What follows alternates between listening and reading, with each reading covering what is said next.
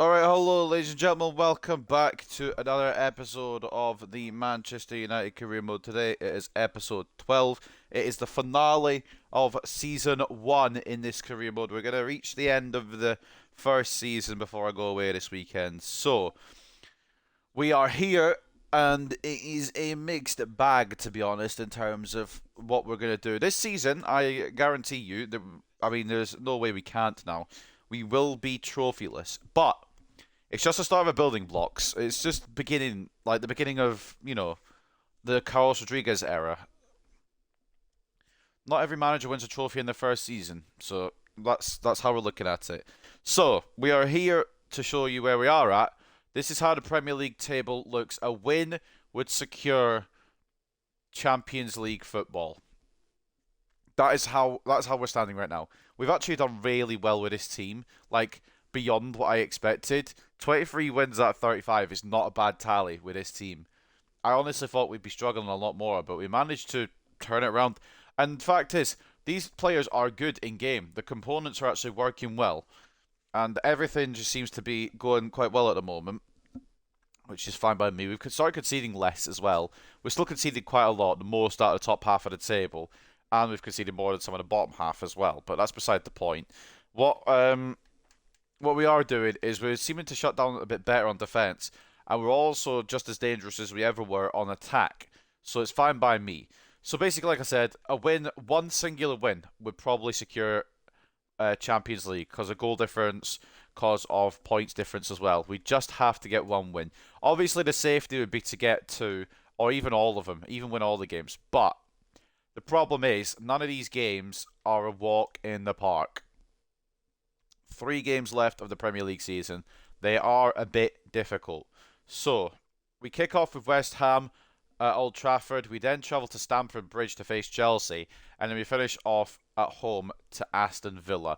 It is not an easy road by any stretch.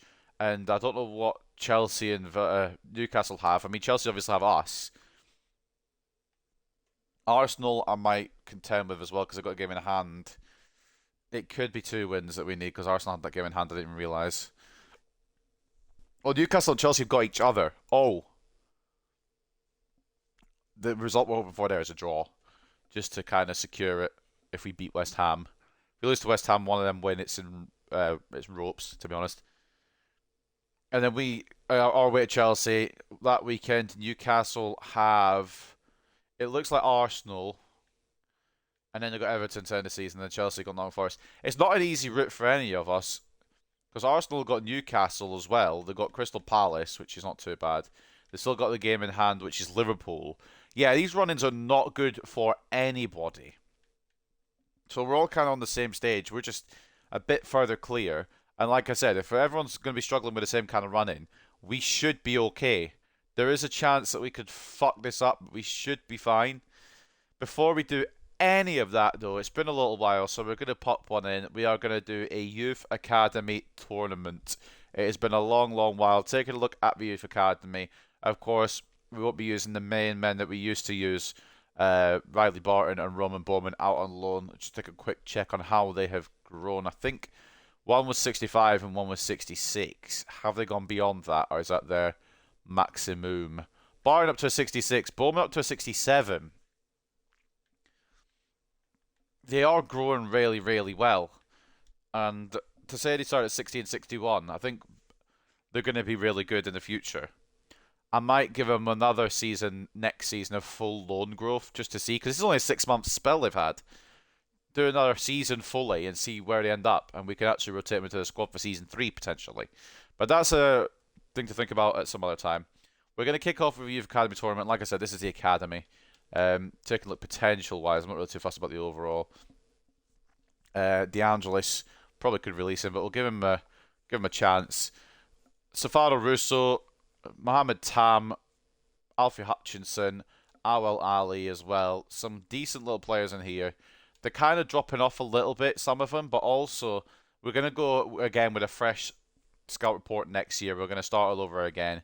We've got some banger talents already coming through, and we've got some banger talents that could come through. Mehdi Tam or Mohamed Tam. I keep calling him Mehdi Tam. I think Mehdi might just have to be a nickname for him because I keep forgetting his name. He looks absolutely brilliant. And he's about to hit 61. And he can play centre mid, centre back, CDM. He can play anywhere along that defensive line. He's technically probably a winger, but I'm not putting him on the wing. We've got enough wingers. And even then, it takes a few weeks. So we'll just keep him where he is. 5-star, 5-star as well. Is a good player all round. So basically, we're going to try out some of these new players and some of the players we already know and love in a youth tournament just to see how we go without Roman Bowman, just to see if he was the carry or if we actually can manage to get some stuff done in here. So the first one will be against Spurs. Now, we're gonna have 53 Ali in goal because he was actually quite good last tournament. We're gonna give Russo his chance, and we're also gonna give Ferry, I think, a chance as well. The rest of them stay unchanged. So of course the bottom two ratings drop out, and somebody else comes in for the next round if we get through. So the first game of today is actually not a game at all. It's a youth academy tournament. We have Manchester United with Ali, Russo, Hutchinson, Tam and Ferry, and Spurs with Maguire, Schmitz, Pinto, Bradley and De Oliveira. So here we go then with some rush to open up today, just to have a bit of a difference. It's been a while since we've done a youth tournament. Hutchinson's going to get there first. He's fast as fuck. Smack it, why not? Oh my god. Alfie Hutchinson nearly just scored an absolute banger. Why is the screen so dark? Are we playing this at night time? Nighttime tournament, perhaps. But yeah, Hutchinson. I really like the look of Hutchinson. I really like the look of Tam. Oh, he's hit the crossbar again, for fuck's sake. It could be a counter now for Spurs. Good save by Ali. We've hit the crossbar twice in the first 30 seconds. Hutchinson definitely has something about him, but it's going to be hard to break it on either winger spot. Oh, Bradley puts the header wide. Yeah, might as well do one more youth tournament to send off season 1. Russo. Oh, not the best of crosses. And Schmitz is through. I can't get Tam back in time. Yeah, I was always going to end up in a goal. I couldn't get Tam back. I think that's Schmitz with the goal for Spurs. I don't know what is up with the lighting. I'm assuming, yeah, it looks like it's going to be a nighttime tournament, this one. I don't know if you can change the time of day that the tournament is occurring, but if it's at nighttime and it's in summer, it's probably going to be like fucking, what, 9 o'clock, 10 o'clock? Quite a late tournament.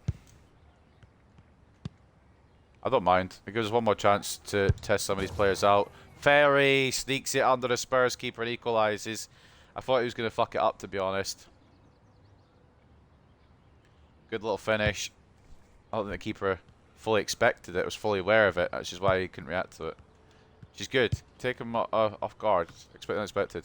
Other reason I'm not switching Tam on the wing is because he's just very tall. It's wasted having him on the wing. I would like to have him as centre back, but he doesn't quite have the stats. Bradley puts it over the bar. I don't think there's been a tournament yet where I haven't reached a final, and I think that's probably the intention. I think you're meant to win most of them anyway. I don't know if I really count the first one, because I had them on their full potential, and they're playing like fucking prime bloody R9. But I've got them the overall ratings. The game is a bit slower. They're good, don't get me wrong, these players are good, but they're not playing at their full potential, so it doesn't give me kind of a false view. Ferry can't win over Bradley, but nobody's going to follow up on it. Ferry gets second knockdown by Bradley. It's headed all the way through by Hutchinson. Bradley's a tall boy. Oh, I've just pressed B to tackle. And it shot it. It's alright. Just a little bit of chilling with some of the Youth Academy players before the actual hard task of today. It's not, you know, it's not going to be an arduous task. We have very much an advantage. I just need to stay calm, composed, and not fuck it up. This new formation from last episode, I think we should be fine, but you just don't know. I thought fucking Maguire might have rushed out a little bit. He just didn't rush at all. That shot looks awful. Ball in. Held by Ali.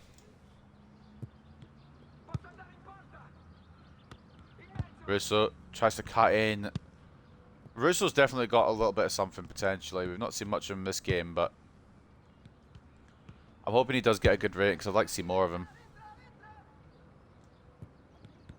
I don't think I've got any Spanish players in the team. I don't know unless they're... Like, Russo's Samarinese, so he'd be Italian speaking, I'm pretty sure, would he not? Ref. I don't know how that's not a foul, to be honest with you.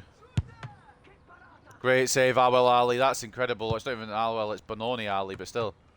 Great save anyway, and another great one. Oh, but it's found its way to the net. Unlucky there from Benoni Ali. Spurs just didn't let up.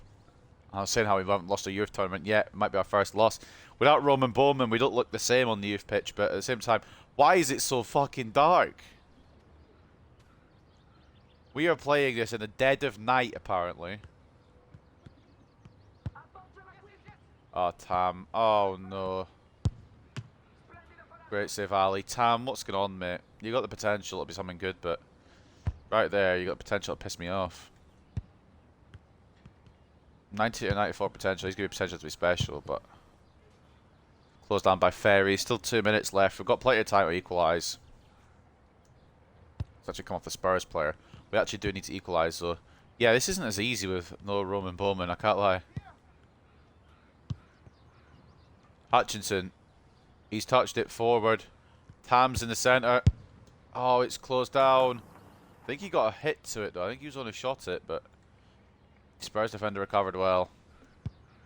It could be the first loss in the youth tournament, and I think we know why. No Roman Bowman. No Riley Barton either, but he was never a big kind of feature to the extent that Bowman was. Schmidt's offside. Schmidt's is offside, I should say. Schmidt's not Schmidt. Yeah, I'm struggling a little bit, I can't lie. I've got no Roman Bowman bailout clause. Which we're going to have to fashion something. Ferry. Finds Russo. This could be his moment. Goes inside. Beautiful play from Russo. And that is 2-2. Some of these Samarinese boys, you know, cooking. I think they're Samarinese. I don't know what you'd call them. Why is there a light? Who turned the floodlights off? What's happened to the budget? Well, I got no budget for floodlights. I'd spend it all or something. I knew we were like broke, but like fuck me. Maintenance bills haven't been paid. Ah, I dragged Tam out. I'm a fucking idiot. Great save. Great save again. Yeah, Benoni might not have the potential, but I'm keeping him around because he does seem to have the ability.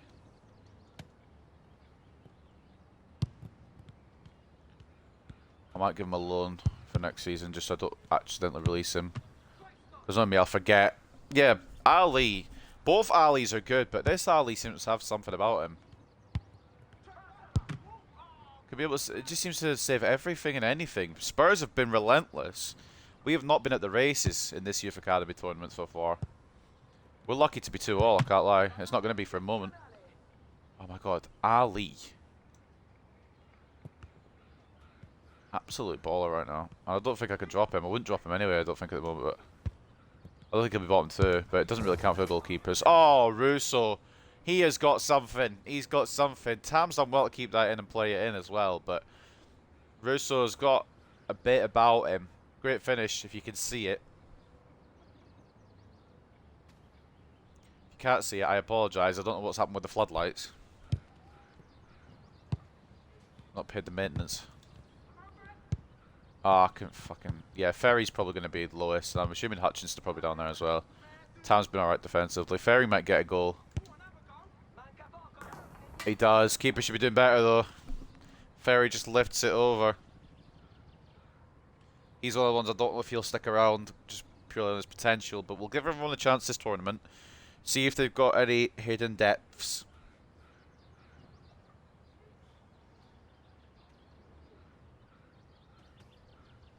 We should be able to get through now. Undeserved as fuck, but on the same tally, Benoni Ali, absolute baller of a goalkeeper. No, it just seems as if we're not going to get that ball over at Hutchinson. It seems as if we're just beating Spurs now With ease, I was going to say, but it's not with ease. They're off again. The Oliveira is off. Offside, that is. Don't like telling me to watch the offside flag. I wasn't the one offside. Can I just find Tam for a late one? Yep. I'd like him to be a fucking tall-ass striker or a tall-ass centre-back, but his stats don't lend to either, so he's got to play centre-mid. Maybe if we mould him a bit more, he can maybe move forward, perhaps, or move back if necessary. But we are through to the next round after a lot of worrying. It's actually only...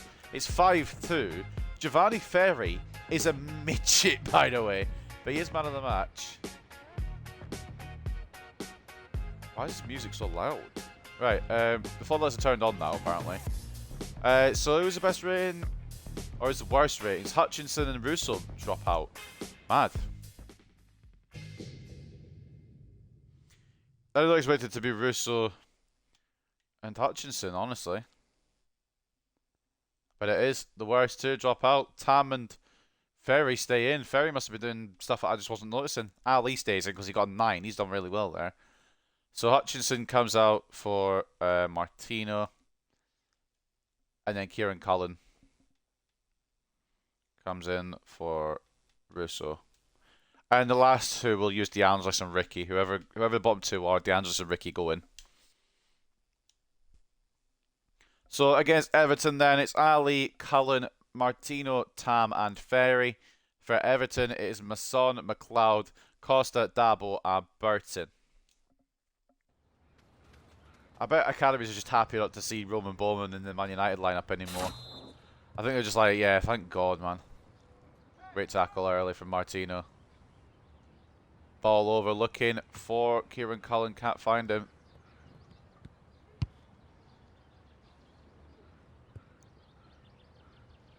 McLeod's on. Tam closes it down.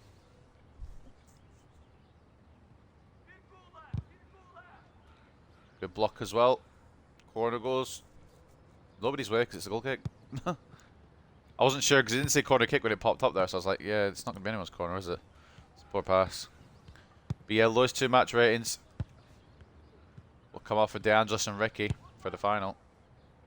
Oh, it's a big leap of faith to put them in the final, but everyone gets an opportunity. Now that we've got the numbers to give everyone an opportunity and no Roman Bowman hogging the pitch. Martino just runs out of play there. I thought that kept in, but no. Well, Roman Bowman, to be fair, it wasn't hogging the pitch. He was just that fucking good. Good block Ferry. I thought Ferry... Maybe I just wasn't paying enough attention. I didn't think Ferry was man of the match, but maybe he set up a couple I didn't realise. Good save Ali again, yeah. Our Ali is probably the better in terms of potential, but in terms of actual... I might need to change my mind. What on earth was that concession? Can we watch that back? It's gone down as an own goal. Said Ali scored it, but he's a goalkeeper, so it's gone down as an own goal. Great ball to Cullen, but can't control it. And I don't think Cullen's going to succeed at Manchester United, but I do want to keep him around because he just seems like a bit of a character, honestly. He's alright in his youth tournaments to use, but yeah, if we get to the final and he's not top 2, he gets dropped. Tam. He's smoking him now. We need somebody in the middle. There is absolutely nobody in the middle. Right, fuck it then. Oh, block. Martino. Ferry. Cullen. Oh, this keeper's quite good as well. It's going to be difficult. Trying to overcome Everton. He is on. I don't want to say he's offside, but Costa. Very greedy there.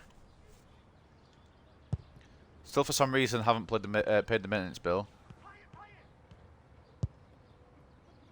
Great ball. Ferry. Great finish. I don't remember all their first names, so I'm trying not to mess up with the first names like I have with Mohamed Tam. He's got a little nickname just purely because I can't remember his actual name.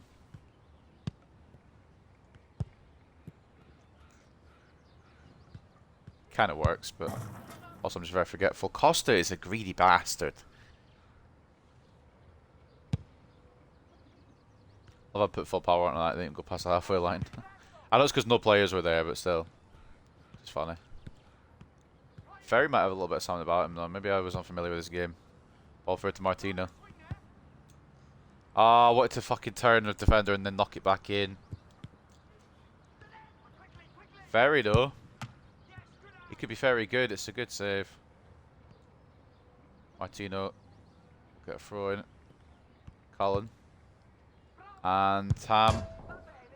Oh, Ferry. Oh, go in. There we go. Ferry with another one.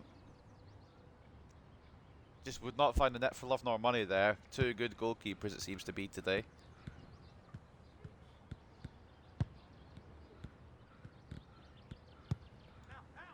I don't see the fun in losing a youth tournament though. Oh my. Who the fuck is that? That was an absolute hell of a strike. Burton's just absolutely clarted it. For some reason, floodlights have gone off the replay again. But that's an absolute banger of a goal. Mate, there's no arguing with that. No debating on that one. Fuck me. Oh, I know it could pull that off half as close as probably Hutchinson, and he's one of the two worst. And he got 2 crossbar hits when he tried that last game. And he's not going to feature in this tournament again because it's going to be DeAngelis and Ricky who come in if we get to the final.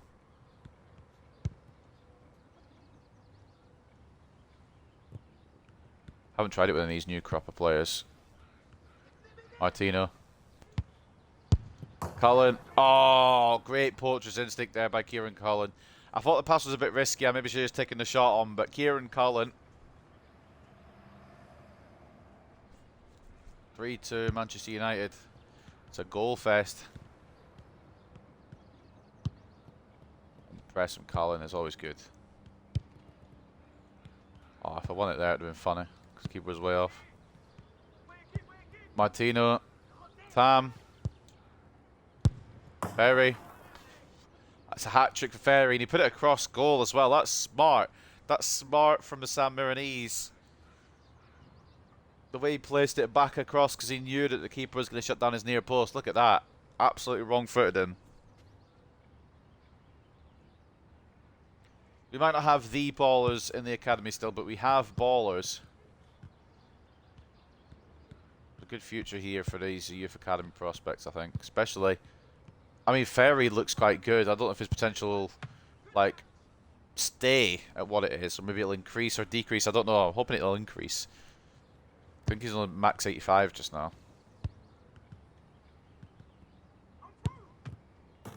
Or from Cullen. Even worse than Ali. I think we're going to have a goalkeeper change. Costa's finally got his goal, the greedy bastard. It's just gone through the fingers of Bernoni, Ali. Which means I will get a shot. Oh, Ferry tried to cut in and pass. Got the cut in, didn't get the pass. We're more of a goal fest than the other one. Good save, Ali. Try to keep us in it. I will still be swapping you. But, good save. Onside is Ferry. Oh, it would have been a nice little knock if we got it over Masson, but... Or Masson. I don't know how you pronounce it. Masson? Masson? Could not tell you. What I do know is that we're on to try and win this here. Martino. Goes down by Costa.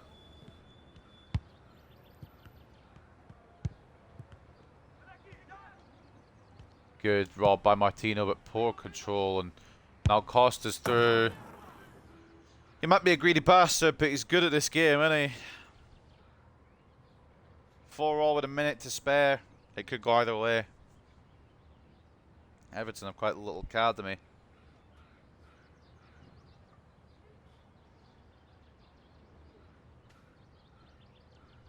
It's alright. Learning experience, we'll call it. Martino. Oh, ho, ho. Alright. Didn't know you were like that, Martino. Tam. Oh, it's saved, and I can't get the rebound with Cullen. There is a chance it goes to golden goal, perhaps. Or maybe not. They seem to have this, like, clear it down to Burton on fucking lock, but hasn't But it hasn't actually worked for a goal yet, but it's a tactic. Martino. Masson with a good save. I'm just going to call him Masson. It's our first corner kick of the day. We're just going to go short on it. Not worth trying to fucking lob it into a small player. Ferry's like, what, 4'6". Tam. Ooh, he jinks his way through but doesn't get the goal. Throw in United, 24 seconds left. We need options. Not the option I was looking at. I was trying to long for it to Tam. Bollocks. Yeah, it's cost a kid. Might be a bit greedy on occasion, but he's good. 10 seconds. Need to win it back if we're going to do anything. Or just prevent them. We've got nobody on. Overtime it goes. Golden goal rules. Martino's already at it. Spots Ferry, who's been the highlight today. Oh, it's just the touch has not come down at all. Next goal wins in this scenario. Tam gets a tackle, but it's a throw into Everton. Tam closes it down initially. Second ball. Great tackle. Oh, who was that? Only if you kiss me. I don't actually. That's a bit weird, actually. Never mind. Martino. It was a very good save.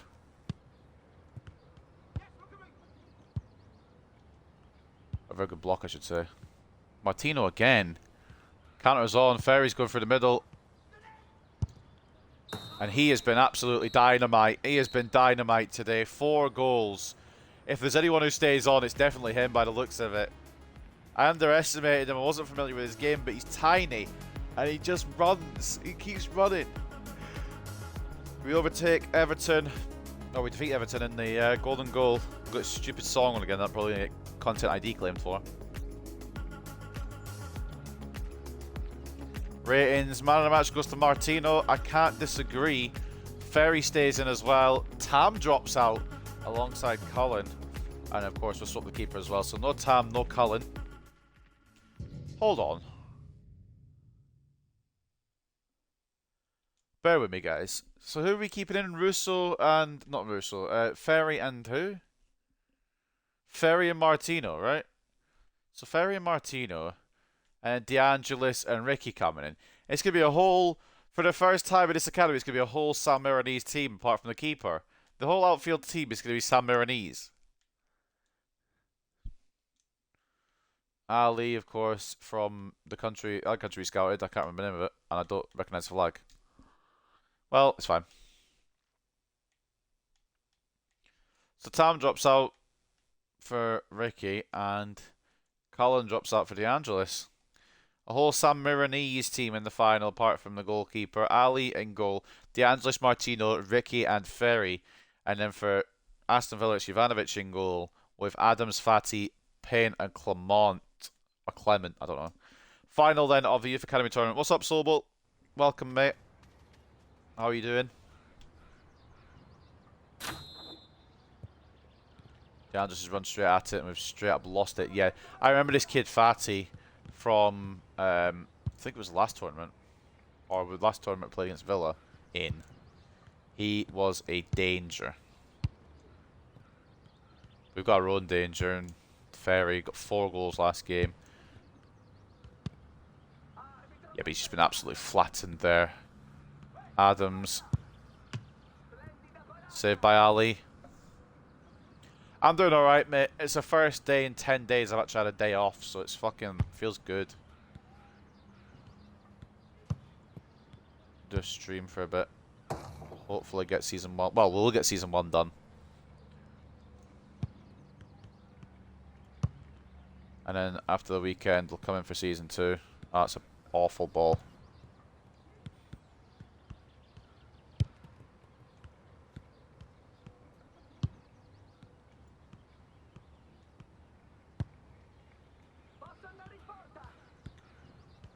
I can't get a ball off him. Not that it's a big deal if I'm, like, not conceding. I don't mind too much if I'm not letting a goal in, but yeah, this Villa... Oh, fucking hell. This Villa Academy, very physical. Maybe should have just kept some of the big names in, but...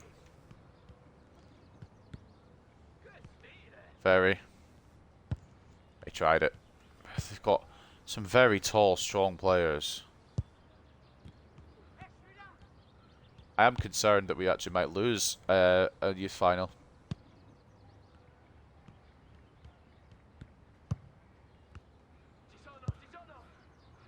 Ball could be over to Angelis if the setback wasn't 7'12". They're all very tall, apart from Clement. Martino. De Angelis. Just need to work on it. We need to use our pace to get through. God knows what else is going to work. Ball's not good enough. Jovanovic.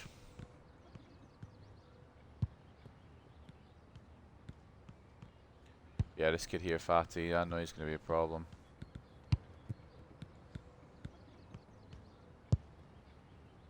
Been a problem before. Be a problem again. Long shots watched all the way by Ali. Not the goal yet. Quite a boring final, isn't it? We just haven't been able to break through this Villa side. Oh, we might now though. Martino. There we go. Brilliant goal from Martino. See the bit of skill, a bit of pace. I don't know why the floodlights still haven't been fixed yet. It's getting even darker in these replays. Hopefully the main actual matches won't be like this. If it's a glitch or what.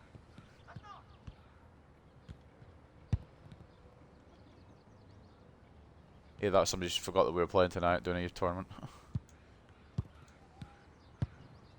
I should have done the one more passes, taking a shot on from Martino. Well, I won't remember the fucking lowest ratings next tournament because it won't be till next season now, so. Everyone gets a reprieve after the final anyway to get another chance. Oh, okay. Interesting shot choice. Wrong choice, obviously. At the halfway point now. 1-0 up. Oh, Ricky's absolutely done paying there. Inside. Martino. Couldn't strike.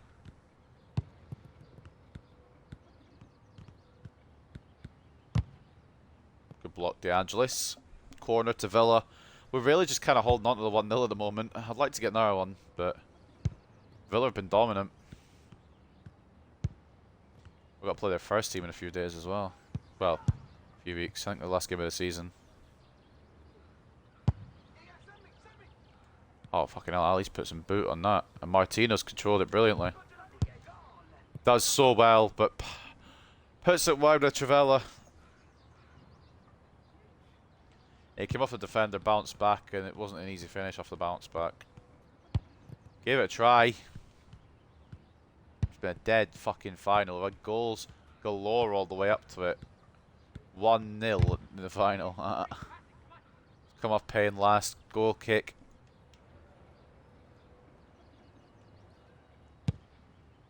Doesn't matter if you full power it or not, it'll just go to one of your players anyway, which is good. Martino. Oh, what the fuck's just happened there? It switched me off him. Ah, good press.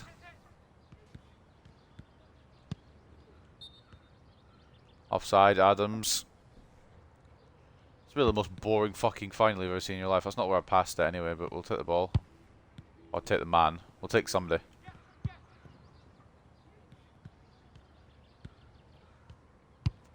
Remember one of these, I don't remember who it was against. We went to penalties or whatever the fucking penalty equivalent is. No!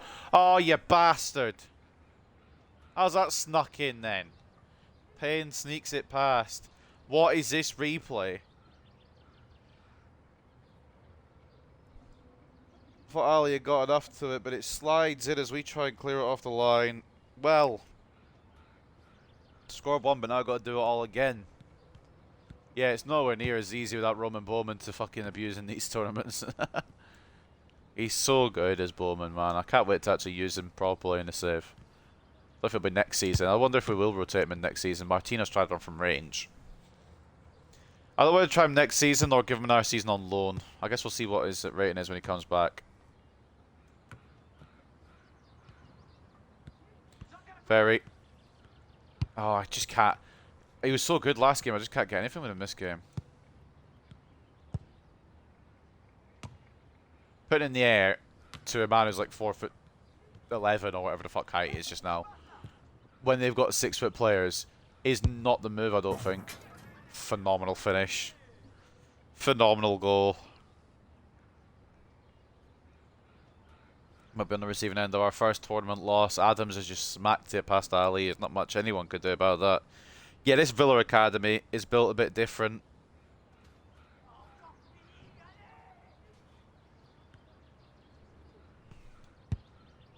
Trying to see if we can spot a De Angelis run, but every time they've got Fati at the back, they've got Jones, not Jones, Adams and Hayne.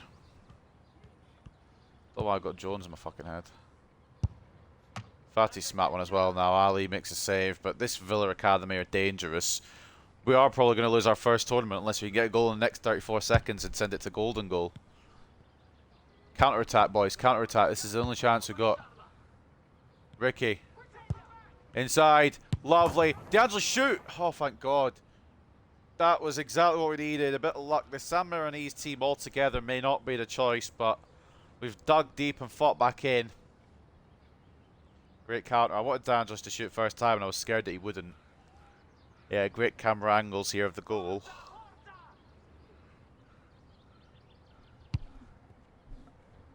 Oh. They might be in our golden goal situation. We might see a goal in the next 20 seconds. Can we snatch victory from the jaws of defeat, perhaps? The answer is probably not. I mean, this Villa Academy is mad. I don't know what they put in the fucking water at Aston Villa, man, but I think we're going to lose our first tournament, which sucks, but they are very good. We can still do this, apparently, according to the boys. We need to go now if we're going to do it. De Angelis. Need some assistance. Oh my God, the ball's gone past. Oh my God, and I've fucking fouled. Well, we got a good way in. De Angelis, man of the match. Everyone else kind of dropped stinkers, to be honest, low-key. What I've realised is... excuse me for yawning. What I've realised is that the San Marinese don't all work together on the pitch. Oh well, we got to the final. We had a good run. Hopefully some player development as well. We'll see. Mohamed Tam up to a 61, I think, after that. He wasn't at 61 before that.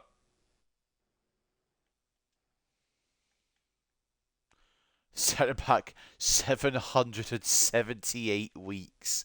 Holy shit.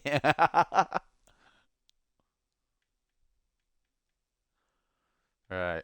We'll keep him where he is on a playmaker just now. Get that passing up a bit more. And for Russo's the other one, other main one I'm looking at. You just keep working on what he's doing as well. Shadow Striker. Is the passing one quicker? It's about the same. We'll do half winger actually, gets the speed up. Right. So we've done the youth tournament.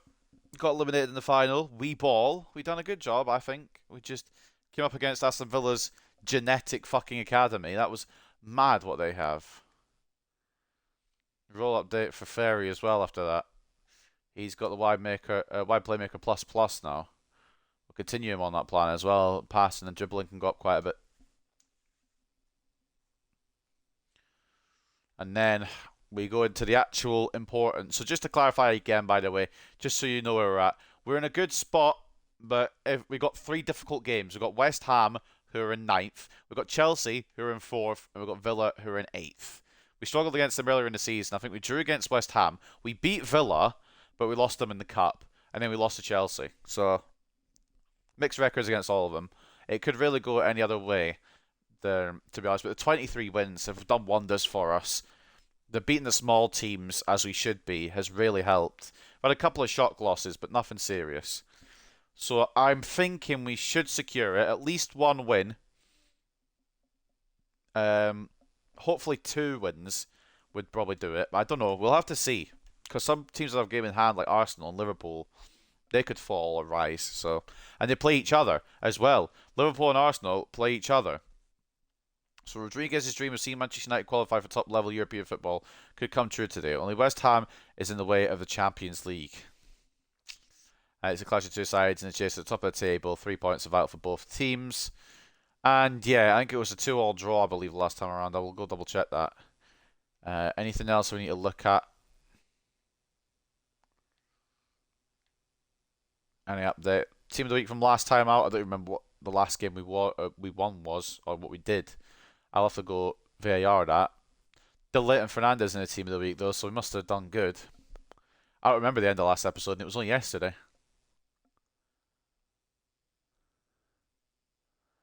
But yeah, I think that's everything. Bruno got a player in a match against Brentford. We beat Brentford. And in Rodriguez's short time, it's 30 wins, 6 draws, 14 losses. Not bad, to be honest with you. It's not awful. 60% of our matches are wins. And I was going to check what West Ham did, wasn't I? I also was going to check what we did last episode because I forgot. So West Ham versus us last time out was a 2-all draw. A draw's not going to be enough today, though. We need a win. And then last stream we did from Man City, where we got absolutely battered. We tried to fight back, but to no avail. We then got a cheeky win over Newcastle thanks to a Xerxes penalty. And then after that, we changed the formation to the one that we're on now, and I'll show you that in a minute. A Wolves 4-0 win. We then just slid past Bournemouth with a 1-0 win, and we beat Brentford 3-1. So it's quite good. We just need to see it through. Now, this is the new formation. It's about the same. It's just Mino and Ugarte have dropped back a little bit. I was trying to find this formation. I wanted this kind of lineup, this kind of layout from the beginning, but I couldn't find it. And I think the other one we used before was a 4-3-3 attack, which is this one. So it's not much difference. Except the defenders are actually back. Bruno's in his position. Ugarte's in his position. Minu's in his position. Everyone's in the positions they should be in, pretty much. And I think all the tactics are... Oh, no, they're not. The defender... Why aren't the defender player rules on? Why aren't all these on? Excuse me? Everyone says I'm balanced because I don't trust this fucking game. They both got stopper plus plus. I did ball defender for one of them. I can't remember who had the best pass. Leach had the best passing, didn't he? So we'll do ball defending for Leacher. And we'll do stopper for Matthias. Wing back for Dallo. Holding, I think, for... No. Centre half for Ugarte. And deep line playmaker for Corby. Garnacho and Rashford should both be on inside forwards. I know it doesn't work for Rashford. And we are going to get a new winger or an old winger back for Season 2. But for now, that's how we're going to go. I also want to double check something with Leacher. If we're going to do that plan, we might as well have him on a plus for that if we can. He's hit his potential, and it's going to take him a while to do what I want him to do. If I do ball playing defender, yeah, it's still going to take ages because he's at his potential, but we'll at least have him on it. But anyway, then we got to just go full strength for the rest of these games. Now we've got to go ham, balls to the wall. We can't let anything drop. So first game against West Ham, let's see what they bring to the table. Fabianski in goal, Nets and Wan-Bissaka as the fullbacks, Zeze and Kilman as the centre backs, Rodriguez and Souček as a midfield, with Souček captain in the side. Somerville left wing, Kudus right wing, Soler centre attacking mid, and then Fulkrug up top. Remember Fulkrug, Golden Boot leader, I think. Either that or Hoyland is now, I can't remember. Bowen, Alvarez, Todibo, Mavropanos, Tell, Antonio, and Guilherme all on the bench. 2 wins, 2 draws, and a loss out of their last 5.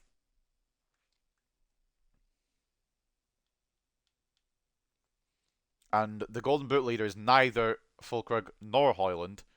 Haaland, in a lot less games, has decided just to take a Golden Boot. He is literally a cyborg, isn't he? Anthony Gordon putting in fucking good numbers as well. He's on 22. as well. So let's see how we go then. West Ham United, first and foremost here at Theatre of Dreams. We could secure top four with a win today. It really depends on other results as well as our own.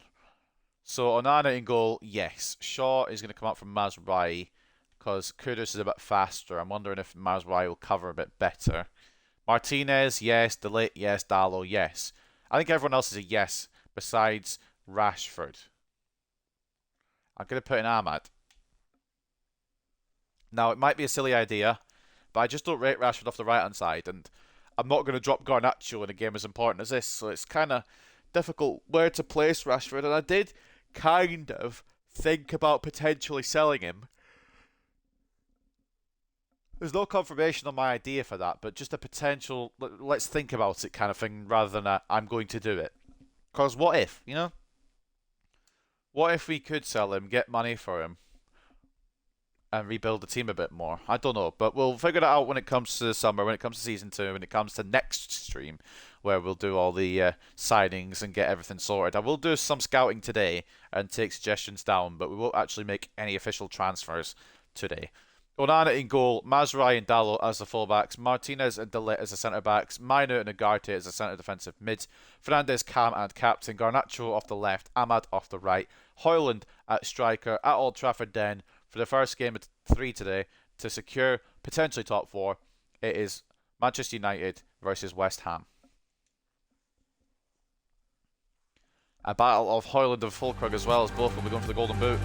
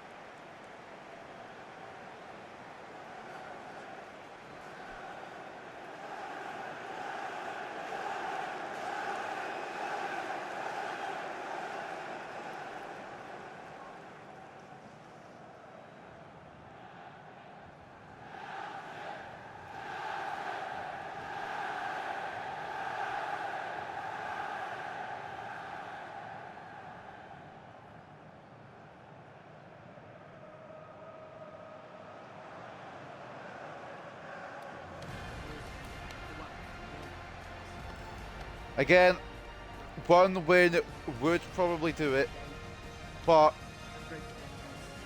we don't want to put it to chance. We don't want to leave it to could. We don't want to leave it to possibility. We want to leave it to should and probability. We want to do it. We don't want to, let's think about it, see where we end up. We want to be successful.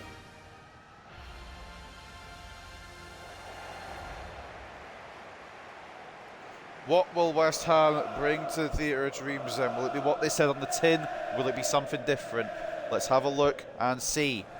West Ham United have brought Fabianski, Nets, Todibo, Mavropanos, Al-Hilali, Alvarez, Rodriguez, Somerville, Soler, Bowen, Fulkrug. Slightly different to what it said on the team sheet, but Wan-Bissaka bench is an interesting choice.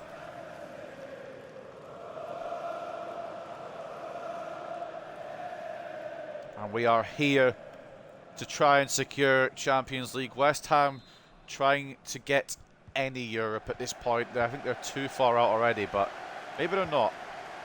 Feels weird actually playing the game because it's just done a Rush tournament. They're moving well here, but pass is past Fulkrug, and Mazraoui will get it away. But West Ham looking fluid off that first kind of move. I won't put it past them to shock us, to be honest, which is why we need to stay focused. I'd like to get it done today, so there's not really too much worry. But I would like to also maybe try and get, and it's going to be a long shot potentially, but with Liverpool's closing games as well, it could be a possibility. Potentially snipe second place. Good tackle, Leacher. Garnacho. Can't escape Rodriguez. It's going to be a throw-in.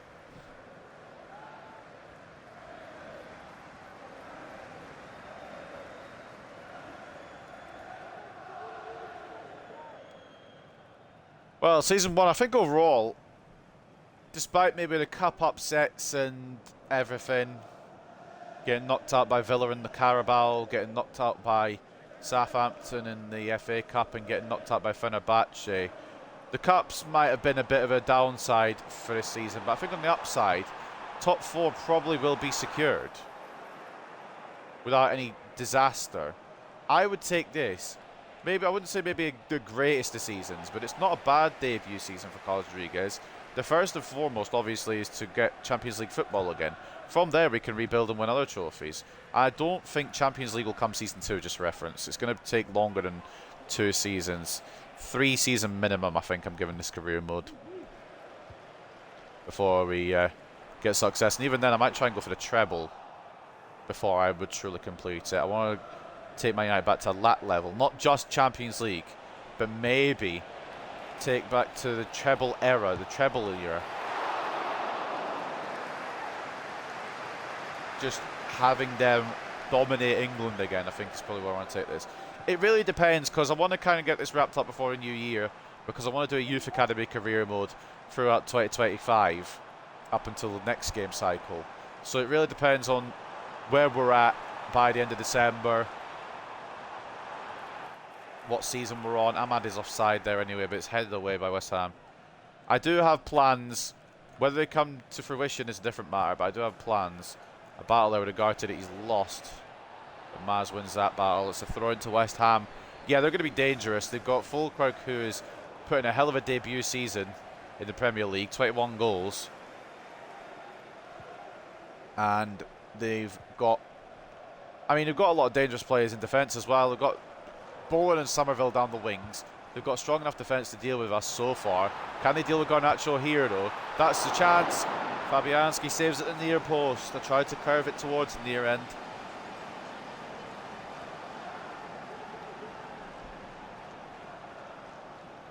And Lucas Fabianski parries for a Manchester United corner. I was half thinking Harry Maguire for this match, you know, because Fulkrug's not the fastest, but then I thought, I actually want to win. I do love Harry Maguire, but we need the big players on the big stage. And Matthijs de Ligt's a good option from corners as well, if we can pick him out. We can pick him out. It could fall to the back post. Fabianski drops it. Oh, it could have been trouble. I think it was Højlund at the back post as well. Couldn't have asked for anyone better. But it didn't quite fall for Rasmus on this occasion. Nets finds Somerville. Somerville finds space.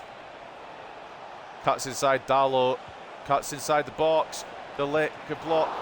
Somerville just trying to poke it in any way he can now. It's a great interception off the first part from De Ligt, and then Somerville just got impatient, and Onana covered his post nicely. Dalot got absolutely put in a spliff. I was wondering if Mazraoui should have been on this side, perhaps.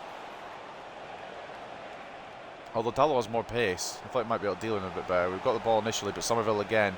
Mavropanos getting wrestled by Ugarte. Ball's going to fall to West Ham here. And it's still with the Hammers. Soler blocked by Martinez. The press here from West Ham. Dangerous.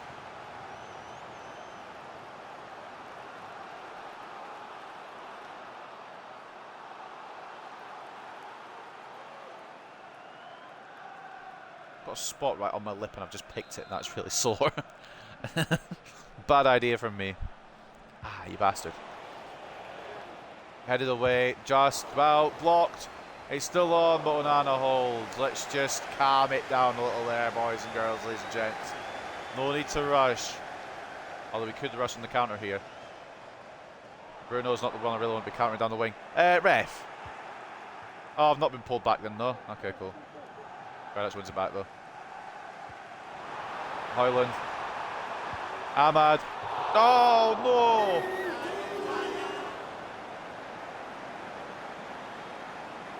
My lip is really sore. Christ, I might sting quite a bit. I shouldn't have done that. I'm really annoyed that fucking... I should have just shot with Højlund. He's got 21 goals. Why don't I just power it in? I saw Ahmad make the option. I thought maybe we could just have Ahmad just slide it into the bottom corner, but he slid it past the post. I should have just struck it with Rasmus. There's a reason he's got so many goals. Because he's that fucking good, but it didn't happen because I just passed it on unselfishly. Maybe I shouldn't have done. This one's going to be Højlund, though. Doesn't get on the header properly and it's wide. Tell's wondering why he's not starting, and I'm also curious about this. It's funny as well because I've seen another, not in other West Ham career modes, in a West Ham career mode. They do seem to sign the young, like, guns up at striker, because I saw West Ham career mode where they've signed Endrick up front, and it's weird. Because why would you pick, like, you've got all the choice in the world. You're at Real Madrid, in Endrick's case, and you decide, yeah, I'm going to go West Ham. Yeah, there's a bit of an issue with that goal. It is Fulkrug again. He is joint on the golden boot now, but there's obviously an obvious issue with that goal, which I will pick up on the replay, and then instant replay if I have to go for it. West Ham do take a lead, but it's quite a big glaring issue. And sometimes I do this, but on this occasion it wasn't even me that done it. I wasn't even controlling the guy. So let's go back into instant replay here. Fulkrug gets number 22 this season. It's a good finish. It's a smart finish. But let's just see why that goal has happened. Let's have a little gander here. If you go into the highlighter, we'll just zoom it back. We won't zoom it back because the fucking thing's fucked up. There we go. Zoom it back. Now, you will see a certain number 6 here. Lisandro Martinez. Just keep an eye on him. I haven't touched him at all here. He marks his man. He's still marking Fulkrug. Mazraoui gives it to Mainu. Mainu loses possession. For whatever reason here, and I wasn't even controlling him, I don't think. I think I was controlling Maz. Martinez is pushed out and allowed Bowen into that space, and I don't really know why it's done that. And Fulkrug finishes off. I don't know what's happened with Martinez there, because I think that's the first time I can honestly say a centre-back's been dragged out and it wasn't my fault. Because West Ham do take the lead and it makes our job a little bit harder.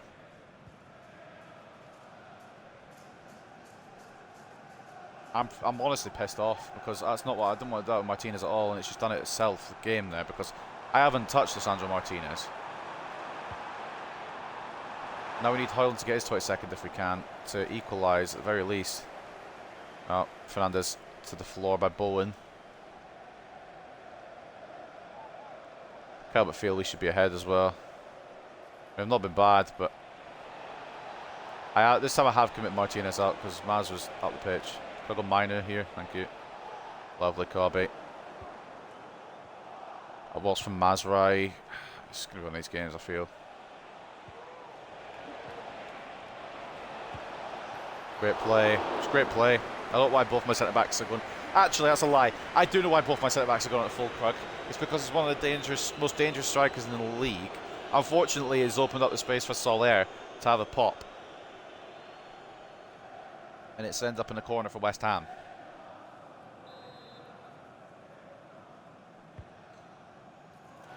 Martinez gets enough on it.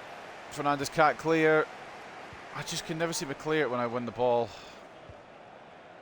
And even when I get the ball back, it just doesn't. Can I go Mazraoui, please? It just doesn't let me have it. The lit should out-jump Fulkrug there. And then maybe a counter on here. There's nobody on either wing. Actually, I just launched it and hoped. Great by Fernandes, though. Oh, release the ball. Mainu keeps it alive. There might be a chance here. Højlund does a bit of space. But there is a lot of West Ham boys closing him down. Ahmad picked out. It's deflected off a nets for a corner. Højlund did well to get through that gaggle of West Ham players to even find Ahmad. And that deflection from nets could have gone anywhere, but it's gone for a corner. To end the half, Manchester United look for a chance to equalise. Matthias de Ligt's got to be a target. Matthias de Ligt is the target! Oh, Matthias de Ligt is the goal scorer on the stroke of half-time. It's a corner routine that's worked to perfection. Whether it be on the head of Matthias de Ligt or the head of Harry Maguire, there will always be a player there to receive that ball. It's inch-perfect delivery. Matthias de Ligt rises highest, and there's nothing Fabianski nor the man on the line could do. Mavropanos, the man on the line, to try and prevent it, but it's just such a good header, and it's right before the break. It couldn't have been more perfectly timed if it tried. That changes the complexion of this game completely. Matthias de Ligt, equaliser. Oh, and there's a half-time whistle. Well, that might change some team talks, whether it be the changing of the West Ham managers or whether it be the changing of Carlos Rodriguez's team talks. You've got to question it. Fulkrug did put them ahead, albeit with a bit of help from EA. I didn't want to commit Martinez. It did it anyway.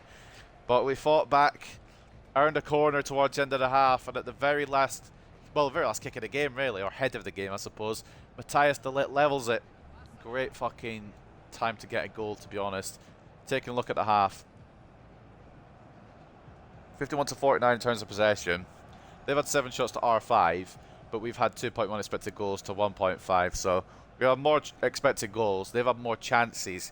It's a 50-50 game, and if this does end in a point apiece, it wouldn't be the worst result for West Ham, but in fact, it would be a bad result for both teams. On the balance of play, it would be the correct result, but no team wants to drop points here. Manchester United want to win this to secure top 4. West Ham want to win this to keep their European dream alive.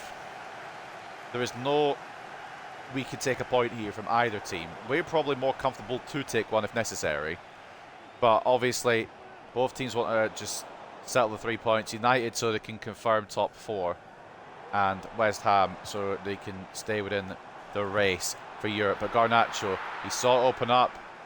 He thought he was going to go for it, and he always does from those kind of areas. Fulkrug shouldn't be able to run through here. Not the fastest, albeit he is a good shooter. He's not the fastest striker at all.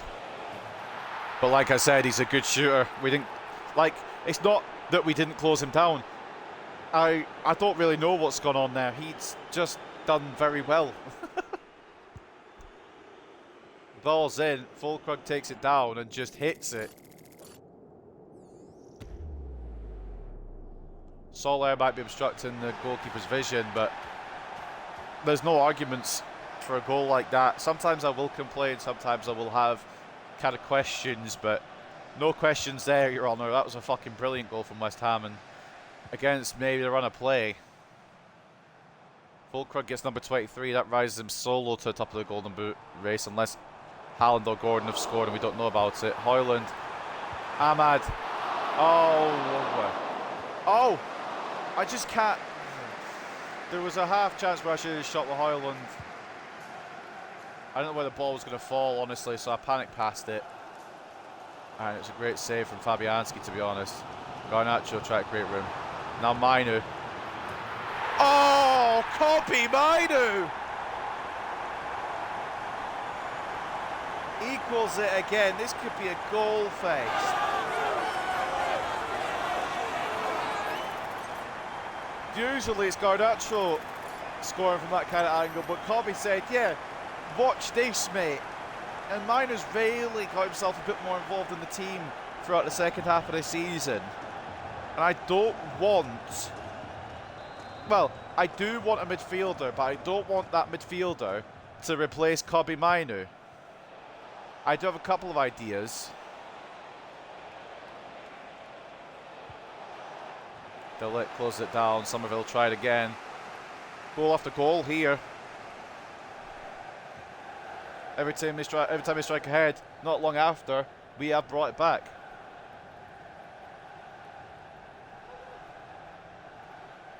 It's not really been, you know, that far apart in terms of ability. I feel like we deserve it personally, but I'm biased. Mavropanos has tried one. Onana probably could have held onto it, but he doesn't. And it forces another corner for the away side, who I said were going to be dangerous. I wasn't wrong. Fulkrug, there's a reason he's starting all the games. There's a reason he's top of the Golden Boot list. He has just been dangerous in his debut season in the Premier League. He was a couple of years younger. he might even be a target for Manchester United in his career mode. But the fact of the matter is he's 31. And despite this good season, it might not continue. He might decline. So that's why I probably won't go for him. Also, we don't need a striker, but that's a different point. Højlund doesn't know where the ball's going to land. I don't know either. Mainu does, though. Mainu's not got enough power on it.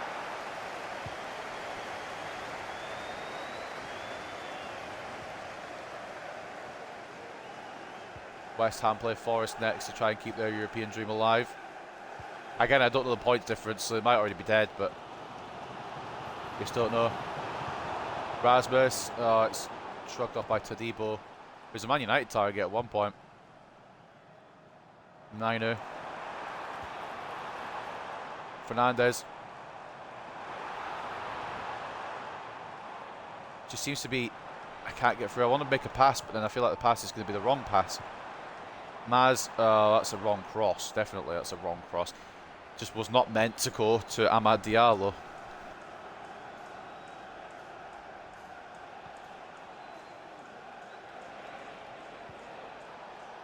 I think we need a clutch moment scout in a minute, just in case we need to win this. They're going to try and work into Fulkrug. They're not. They should have done. They should have tried and found the way into Fulkrug. Their 23-goal striker, Golden Boot contender. That was meant for Mainu. It's just not going to lock onto him. And now Soler could save Onana. It's on that thing again where it just doesn't do what I want. I'm going to make some changes. I think they are as well. De Ligt is on tired legs. Yoro's tired as well, but he's less tired. I don't trust Maguire in this kind of scenario, no offence to the lad. Or do I? You know what? I do. I'll trust Maguire. If this backfires, let it be known that I'm a fucking idiot. We're also going to bring on Rashford because I know he's not the best off the right, but he is clutch. And we're going to leave it there for now. Changes from both sides then. West Ham bringing off Somerville, bringing on, presumably, yeah, Kudus. It was either Kudus or Tell.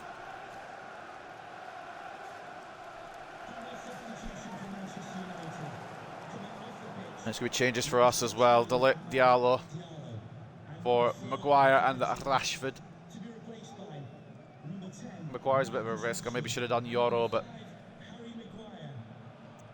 if we do have a late corner, we've got a slab head as well as a De Ligt. We need to use him. Well, we don't have a De Ligt because we subbed off De Ligt, but you got my point. We do have another option off those corners. It's a block from Kudus' shot there by Diogo Dalot. Will this game see a winner? Who will it fall for? Or will we have a 2-2 draw like the previous meeting? It looks like Mavropanos. Onana is headed away. It's back in. Onana holds. Counter. Oh my god. Oh my actual god. I'm going to vomit. I'm going to throw up. What is this video game? Who released an unfinished product? That is an absolute howler from Andre Onana, but of course it wasn't the intention. It was meant to be a... I think it's Fernandes, whoever's the furthest away, it was meant to be a long throw to them. Whichever player is the furthest away, it was meant to be a long throw. And it decided, nah, we're not doing that. We're not doing that shit. We don't want to do what you want to do. And Soler puts West Ham back ahead. I just need to check what the thought process is. It's an absolute howler from Onana. And I mean, it's not even his fault. Who is it that's... I'm trying to find here. It's not Garnacho. It's Fernandes I want to throw it at, I think. Or is it Garnacho? No, it's Fernandes. I want to throw this at Fernandes. The game has opted to roll it. It has rolled it into a crowd of 3 West Ham players. And Soler, very smart to be fair, chips Onana, but it's fucking bollocks. I've put full power on it to throw it to Fernandes. And it doesn't work. It could cost us this game, and it might, down the line, cost us Europe.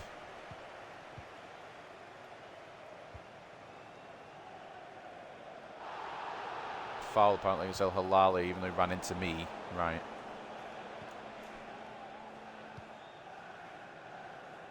We do need a clutch moment now. Garnacho. He's got Fernandez on the inside. That's a fucking shocking ball. Oh, for fuck's sake. It's doing the thing again. It's doing the thing. One last push.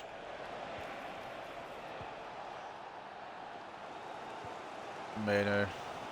Fernandez. Hoyland's been hardly picked out today. I need Rashford to make a run. He's just opted not to. Marcus Rashford, your like status at the club is already in question because Garnacho took your spot. Don't make it be a definite exit for you, pal. Oh, you made the run there, but I just couldn't pick the ball for. Maz is absolutely exhausted. I should have brought on Shaw, but we'll just give the full 90 to Maz now. I don't know who the fuck we're going to put against Cole Palmer next game if he starts on the right. I don't know where Palmer will start. I don't know if Palmer will start. Bruno, Rasmus, our little number 9. Andre Onana, you've got an apology and a thank you letter to write to the Great Dane. Rasmus Højlund has spared the blushes of Andre Onana and has levelled it once again for the 3rd time. Absolutely rifles it. There is no chance for Lucas Fabianski. Absolute rifle of a shot. Lopetegui is fuming and there is still time. There is still time for some late antics. There is still time for a team to steal the 3 points. Will it be Manchester United? It might be. Garnacho put some effort behind the ball, for fuck's sake.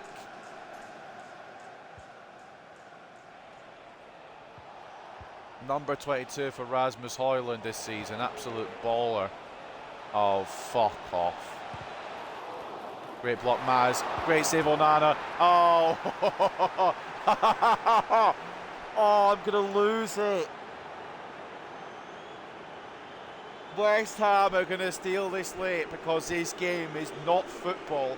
It's fucking ping pong. It's a ping pong simulator. The ball just bounces back to them every time. That is diabolical by the game, to be honest with you. I can't be arsed. We fucking put all that work in to level it 3 times. And the Hammers are going to steal it at the death. Mohamed Kudus off the bench with the luckiest rebound goal you'll ever see. Maz blocks it perfectly. Straight to their striker. Not that he can control that. And then fucking Onana, it's not even his fault. He's made the save. But it's just gone straight to fucking Kudus off the rebound. There is still a chance here. Please be onside, Mazraoui. You're a fucking Moroccan prick.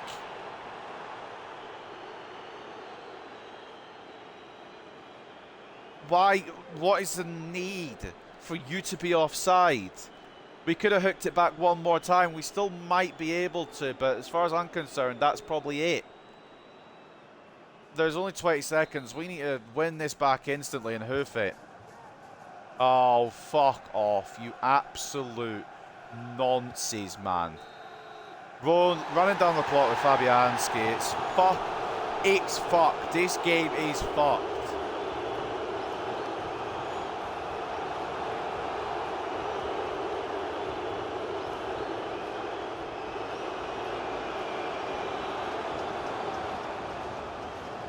There are so many fucking questions. What answer? What is the answer?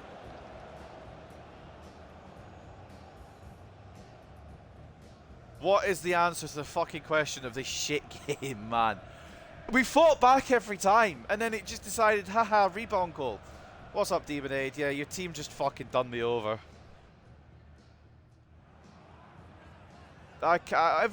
Every single time I thought, oh, we got it back, the game was like, yeah, have you? Try again. I can't believe it. We clawed it back with that Højlund goal, and then look at this absolute disgrace of affairs, man. Ping pong at the back. Mazraoui blocks the initial ball. It's headed. Onana saves, and then Kudus is just there. There's always a West Ham player there. Oh, mate. I mean, I don't really know who to blame other than the game. It's not nice. I'm very upset. Might cost us Champions League down the line. And I mean, they might have deserved it on the stats, to be honest. They're a dangerous team in this fucking universe. 51 to 49 turns of possession, 18 shots to 11, and 4.2 expected goals to 3. They probably deserved it on the stats, but I feel like I've been robbed at the same time still. Man of the match for us goes to Kobe Mainu, who was absolutely holding it down. Only one who was. I felt like Ugarte was AWOL that game. Compared to real life, you played Prime Barca. Yeah, I mean, pretty much.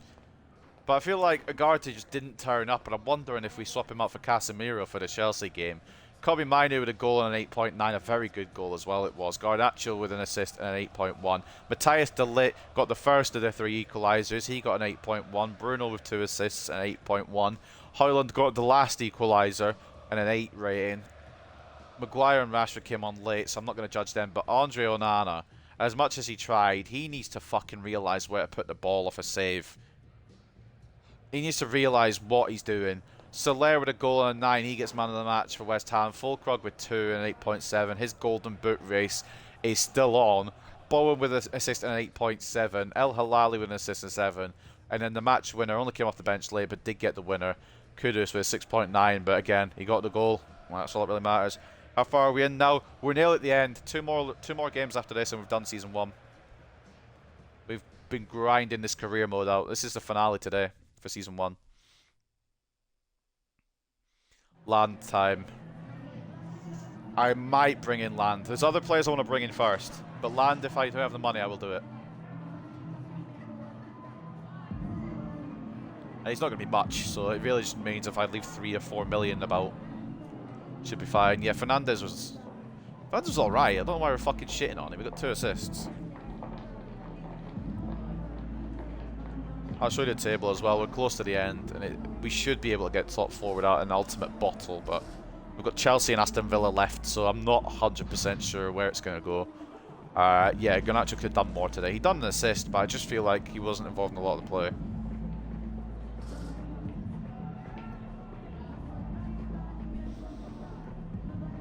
And Fernandes, yeah, seems to be the constant contributor. He'll do something every game, whether it be an assist, whether it be just creativity. I do love Fernandes. I believe he's on like 18 or 19 assists now. He's just single-handedly setting up goals for everybody.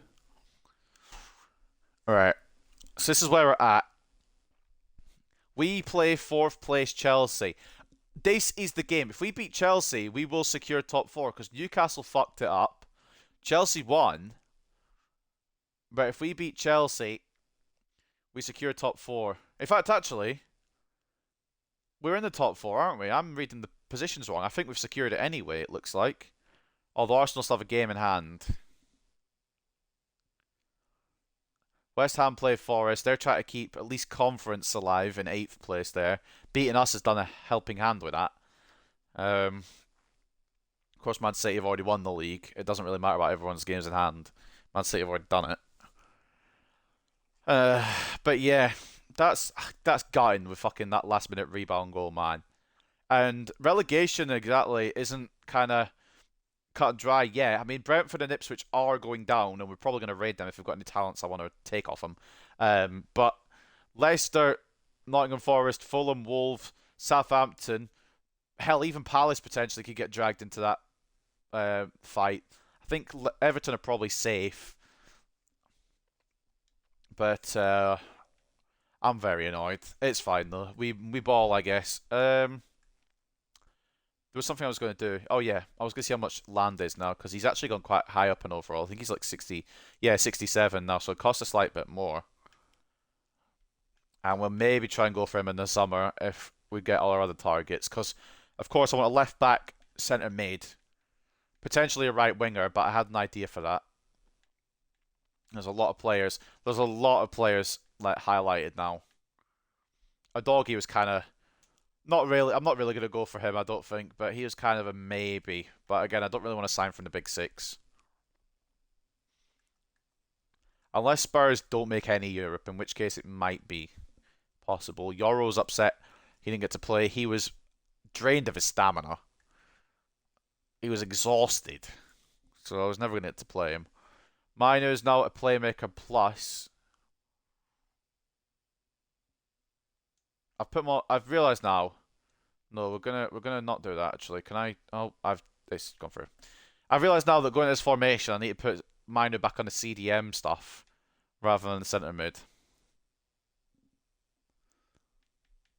Because he was a centre mid because I had that formation and he's actually CDM by trade. So we actually do need to put him back on this.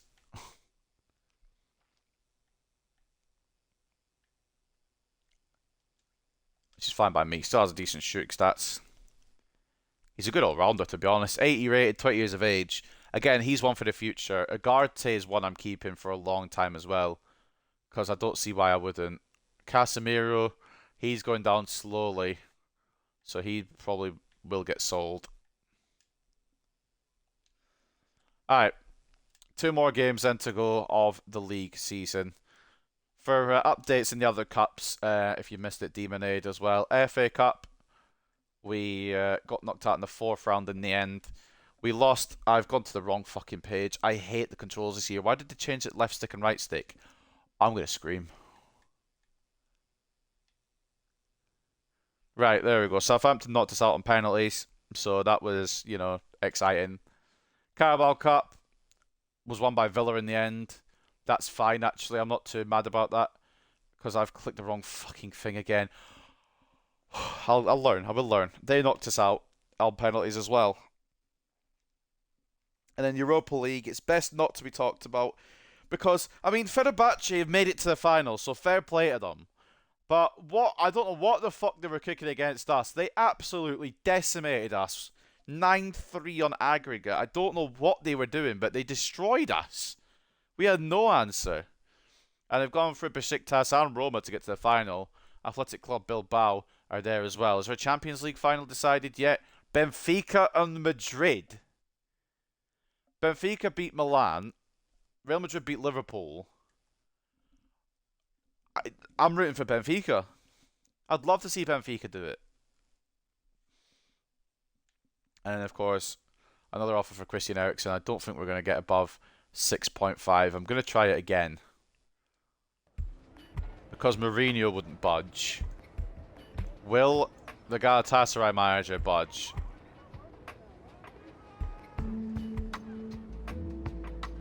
No, they won't even step up a pound. And I actually do want to sell Eriksen, so I'm going to accept this one.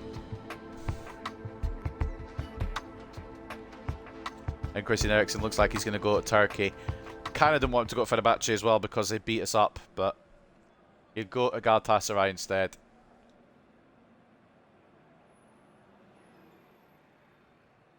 Alright. Advance then to Chelsea. Make sure the training plans are as he should be. All the ones that aren't on performances should be, like Casemiro performance, Luke Shaw performance. We'd everybody on their air game as much as we can do it. So we got to Chelsea. Offered a first for Mishenga Kamalo. We'll accept it and then get it rejected because of his wages being ridiculous. Tom Heaton gets an offer as well from Austria Klagenfurt. I don't think we're going to sell anybody just because of their wages. You might have to go down to just a contract expiry kind of thing. You get me. Alright. This really will decide our fucking status here. Because Arsenal have got up to 67 points. We should be fine. Again, I don't want to... A point would do it, wouldn't it? I will take a point at this rate. I just don't want to fall out completely. I just really don't want to fall out completely. Because that would be the most embarrassing. If we somehow do not get top 4 from this situation, it would be the most embarrassing thing in the world. Arsenal have Newcastle. And they've also got, I want to say Forest. Southampton. We've got Chelsea and Villa though. It's not easy by any stretch. But we'll stay positive. and we'll just go for it as best we can. Right, see what they've got. Yeah, whoever's going to have to defend Palmer, good luck to you. Ramiro in goal, Chilwell and Gusto as the fullbacks, Disasi and Tapsoba as the centre-backs, Enzo and Caicedo as the midfield, Venzo the captain, that's an interesting choice. Sancho, our player who's come back to us at the end of the season, off the left, Palmer off the right, and Kunku at cam, Jackson up top. 3 wins and 2 draws. They're undefeated in their last 5 games, and who knows how far that stretches back. They've got João Felix, Tosin, Madueke, Sanchez, Badiashile, Dewsbury Hall, and David Washington on the bench. You look at team stats here, the most dangerous player is Nicholas Jackson. Is it going to let me scroll? It isn't. It didn't let me scroll. I was wanting to see in goal order, but it won't let you scroll for some reason. Why doesn't it let you scroll? You can sort it by position, but that's it. Right, okay. It's weird. Yeah, 14 for Jackson, 9 for Palmer, 7 for Sancho in his limited appearances. Right. We know what we've got to do. Do we have the strength to do it? Before we go into the press conference, just keep an eye on the news, see if there's anything to update here. Stage is set for a new clash in Chelsea Man United rivalry as the two get ready for an eagerly anticipated Premier League match. Yeah, they beat us bad last time, so hopefully we're getting a better result this time around. Arsenal beat Spurs in the FA Cup derby. Oh, that was the final. Arsenal won the FA Cup and beat Spurs in the final. I see. I didn't realise that was the final already. But yeah, Arsenal. Shock as Arsenal and Spurs made it through. They were against Cardiff and Luton. It wasn't like it was big news. Liverpool and Spurs have a match as well. Spurs can't get top 4 now, so they're just going to have to try and focus on whatever Europe they can get. We got 3 players in the team of the week. So did West Ham. De Ligt, Mainu, Garnacho for us. Todibo, Soler, Fulkrug for them. And yeah, Kudus snatched a win against Manchester United. It was a dramatic late goal. Put West Ham 4-3 up. Bollocks is what it was. And Soler got player of the match, even though Fulkrug got 2 goals. I believe Fulkrug is going to be Golden Boot leader now unless Haaland scored. Haaland didn't score. And it looks like it's going to come down to the last day for a Golden Boot. 23 for Fulkrug, 22 for Haaland, 22 for Gordon, 22 for Højlund. I didn't realise João Pedro was there. He's on 21. Watkins on 20. Anyone below probably Saka now is out of the race. But looking at top 10, that's a star-studded top 10. And even Garnacho's in there somewhere. 17th, 13 goals, but plenty of assists from him as well. And of course he will start this one because I don't really know what to do for this game, but we need to just go with all we've got.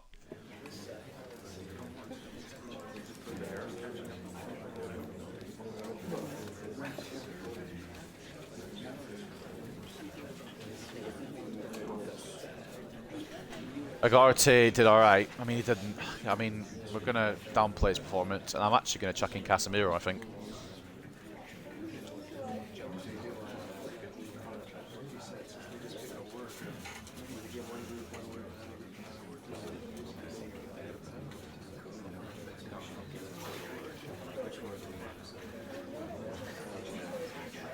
Cole Palmer's been lining up recently. I am terrified of him, to be honest, but if anyone can do it, Luke Shaw can.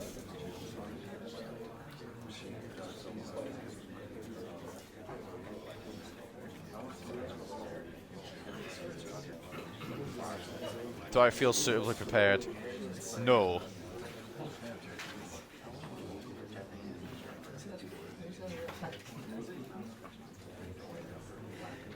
I do not feel suitably prepared. Agarte will not be touching a blade of grass in the first half minimum. We'll encourage him.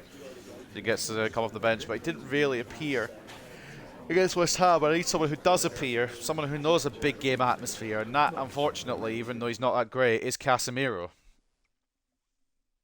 He's on the decline, but he's still got use before he exits to wherever he exits to. He hasn't got an exit destination yet, but we will be looking for one actively. De Ligt up to 87. Agarte moving out for Casemiro dog. And Rashford and Martinez not sharp. Casemiro's not fully sharp. We're just going to go for it. What have we got to lose apart from Champions League spots? Can't believe I'm benching Agarte, but he just didn't feel that good last game. I don't want anybody letting me down as best as possible. Stamford Bridge is going to be hosting this game. It's Chelsea versus Manchester United. Onana in goal, Shaw and Dalot as the fullbacks, Martinez and De Ligt as the centre backs, Mainu and Casemiro as the centre defensive midfielders, Fernandes, Cam and captain, Garnacho off the left, Rashford off the right, Højlund up top but quite tired. Not incredibly tired. He's got like 90% fitness or something like that, 92. But he's carried a burden this season of scoring a lot of the goals. Garnacho's helped him with his contribution, but a lot of it's been on the fucking shoulders of Rasmus Højlund, and it'll have to be again today. Finally then, for the penultimate game of the season, Chelsea versus Manchester United. This will decide whether we get in or whether we don't get in.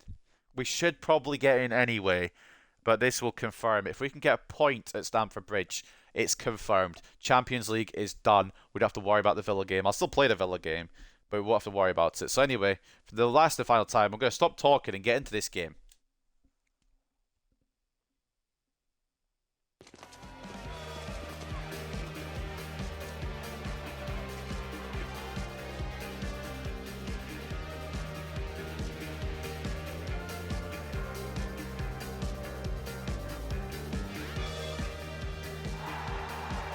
We need to fucking, like, think. I don't really know what to say to these players. Onana especially just needs to plug his brain in more often.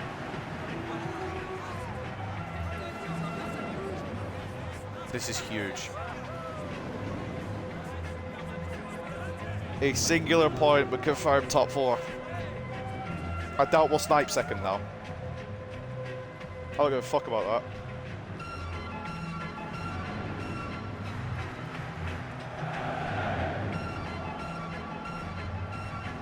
As long as we get top four, losing everything else will not be in vain.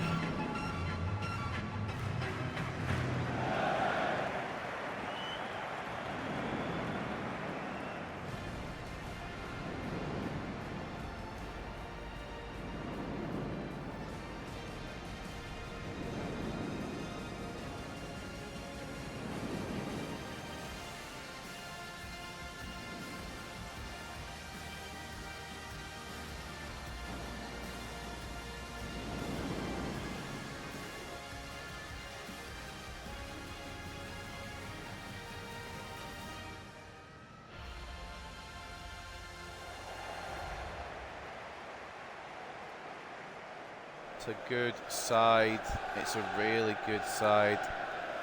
The majority of it is what it said on the tin. I'd be lying if I said I wasn't concerned.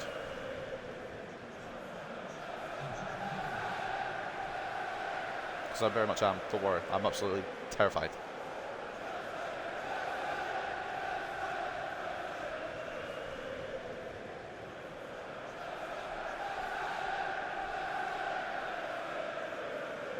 All we can do is our best, you know. There's nothing much more we can do other than fucking try our hearts out, get at least a point, not get battered by Chelsea like we did the last time around.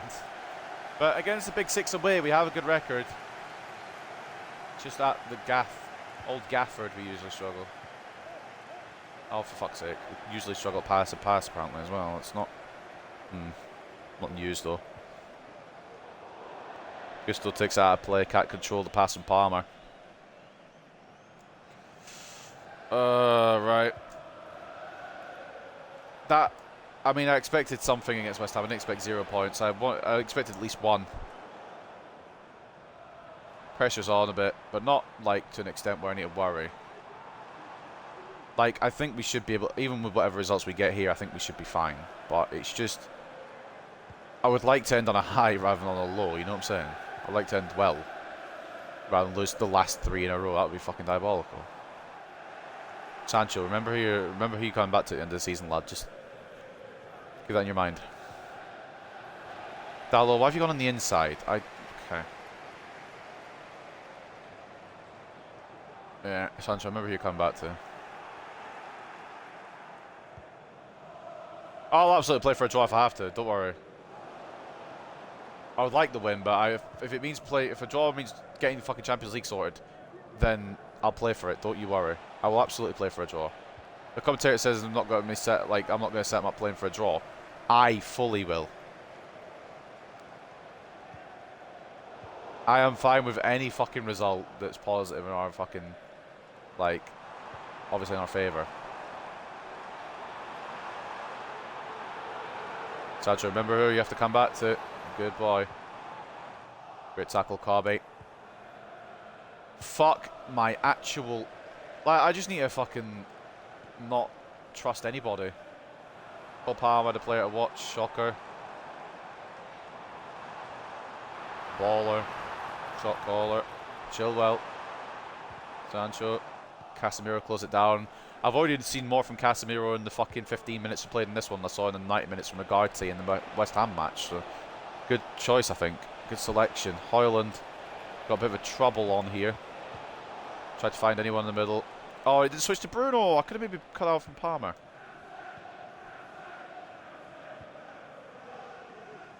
Palmer's someone I do want to use at some point in career mode. I'm not going to use him for this particular one, obviously, because I can't.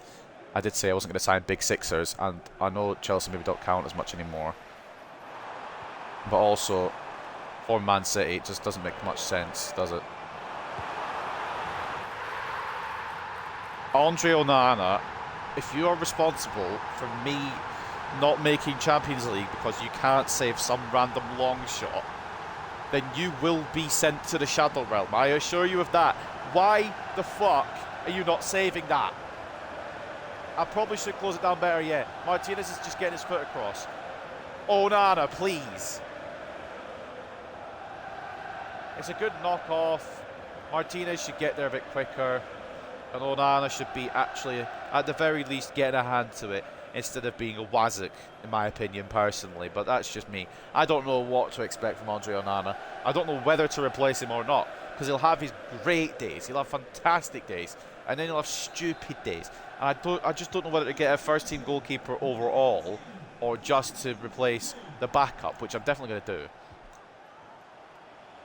Don't worry, Bayindir is not sticking around. No offence to Bayindir, I just don't... I don't like him, it's just he hasn't really performed, and I feel like we can get a better backup in. Garnacho gets tackled by Tapsoba, but it's going to be difficult to beat him today. Him and Barry's Shield, two very physical defenders, two very good defenders.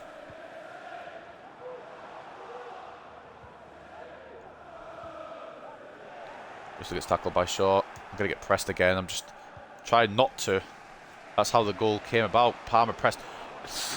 Right, I might just slide everybody. I'm honestly just thinking about fucking slide tackling the fuck out of people because it's pissing me off. Casemiro's pass did not go where I wanted to go there. And now I can't get control of Luke Shaw. Lovely, you do finally.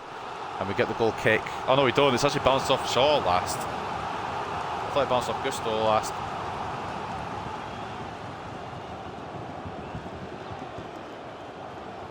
If Chelsea do win here, we need to rely on Newcastle and Arsenal dropping points. Arsenal have Liverpool, so it's a possibility. Newcastle, I don't know. Oh, I think they have it. Do they have each other? Or did they play each other already? I don't... I can't play this game today, I don't think. I might just have to sim the Aston Villa game. Genuinely, the game is as unresponsive as it's always been.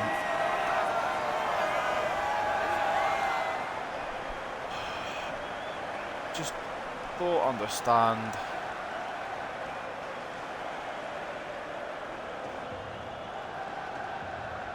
I can't get it clear. Garnacho just touches it straight to Nicholas Jackson. I've pressed to fucking clear the ball. The game is decided. No, you have not. Yeah, Nicholas Jackson could have his goal, I guess. Oh my god. And I just can't win any battle. Gusto just takes it off me as if I was a fucking child. Gusto just takes it like, yeah, I'm having that. And I'm like, well, cool then, I suppose.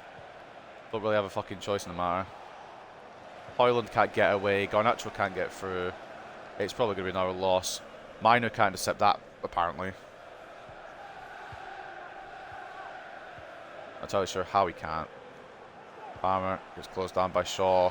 Shaw gets absolutely totaled by Christopher Nkunku. Booking minimum. Well, in fact, it's probably only a booking, but still. Totals Luke Shaw there. Again, we can still fight back in this and get a point. I'm fine with the point. Again, I will just take any method of getting Champions League. Obviously, I want to make it look good, but if we're not going to look good, then what's the point? We're already 2 down to Chelsea. We lost to West Ham in the last fucking minute. Cole Palmer is fucking on my tits already. I can't get the ball for Højlund for shit. I don't think Rashford's even I don't think Rashford's even had a touch. I think he smelled the football today. Sancho just runs past with fucking ease, man. I don't understand. Yeah, pull him off the pitch, Dallo. Nice one. Gee whiz, win probability 6%. Yeah. Chelsea have got an 86% win chance. Just lock on to fucking Rashford then. Don't try and lock on to... Thank God. Nicholas Jackson shows his true colours. It tried to lock on to fucking somebody who it was easier not to lock on to. That's lovely. Could have got a Rashford, but nah, Dallo was the obvious, more difficult one to try and pass it to. Why is Casemiro there? I love the Ugarte thing on where I've dropped him back. Marcus Rashford. You're one non-run away from getting put on a transfer list, pal. I don't know how Kobe's lost it again. I don't know how any of this even occurs sometimes. I feel like 1 minute I've got the ball, next minute Chelsea have scored. It just doesn't feel right. Garnacho, I've tried to release it to Højlund, but Casado's got me a really good tackle.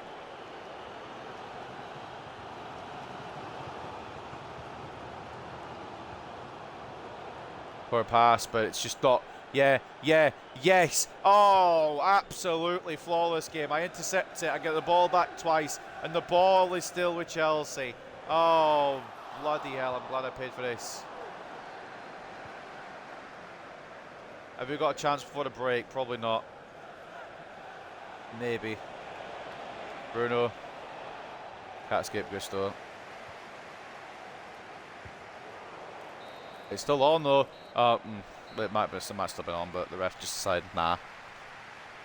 Bail out Chelsea there. I don't think it would have mattered anyway, but fuck me. I just can't see to get the best out of this team against the big clubs. And Kunku and Jackson with the goals. What's up, Seb? Long time no see, mate. How are you doing?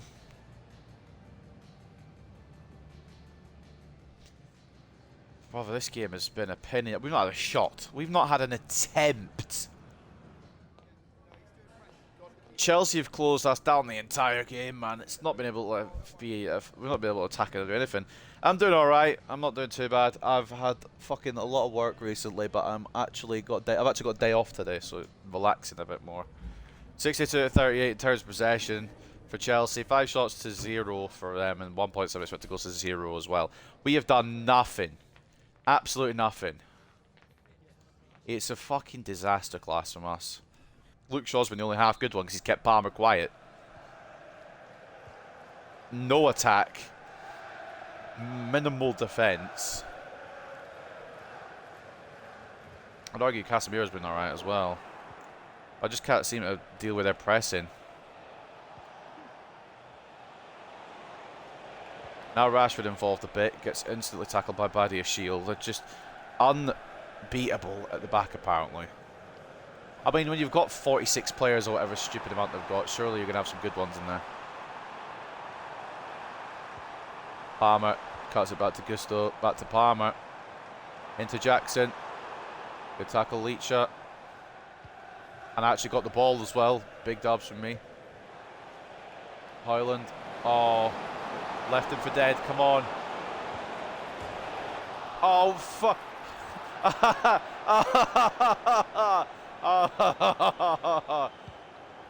That's this game in a nutshell, innit? Well, fucking... it's not going to happen. We're not going to get a result here now. I mean, it's our first shot of the day, but I already know it's probably going to be our last. The one man you bet the house on scoring this season. He's got 22 league goals so far. You bet him to fucking put that away. He hits the post. Oh, Dallo. It's not even Dallo. Where is Dallo? I was wondering why he was so slow at the fucking gates there. It wasn't even Dallo at the ball. Okay. Sancho, remember who you're coming back to in the summer, mate. I'm going to say it every time. Try and score. Remember who gets you back. Palmer was off, but okay. It's called Palmer. He's the golden boy. He gets to stay on wherever he runs. Great tackle. We're away again. Garnacho. Release him fucking 10 days earlier, Corby, unless he's onside, in which case it's fine. He's on. Højlund's got too many defenders on him, but he makes a space. It's straight at fucking Ramiro. Yeah, it's been busy, but FC25 has been pretty fun. It's just sometimes you get the games that make no sense, like you do on FC24 as well. Just every time the ball, you try and win it back, it bounces back to them. There's still some shit that's not great, but I actually do enjoy FC25 a lot more than I ever enjoyed FC24. Garnacho. Could be a chance on. It's saved again. Ramiro's just decided to be prime Neuer. Even when we get chances now, we've actually created some. We just can't beat the goalkeeper. I don't think we're going to get a result here. It's going to have to be Villa. If we bottle Champions League, by the way, I don't deserve to manage this club. We're in such a good spot that we shouldn't bottle it at all. But at the same time, I just don't know. I'm going to bring on Ahmad. Rashford just hasn't done much of anything, and there's nobody else I really want to bring on in this scenario, so everyone else can stay as they are. Chelsea are making changes. Not how many of their fucking 66 players they can even bring on, but they're bringing some on. Our change is going to be Rashford for Ahmad. I didn't remember what their change was.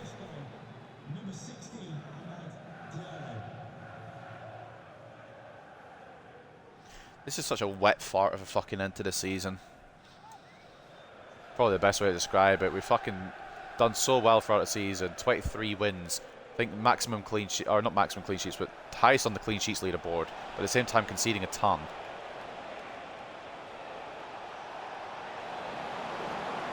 Should have passed it through at Højlund. Still can. Still will. Oh, it's just too many defenders back. Caicedo's back at this point. I should have played it through the first time around. Dallo, nice job. What?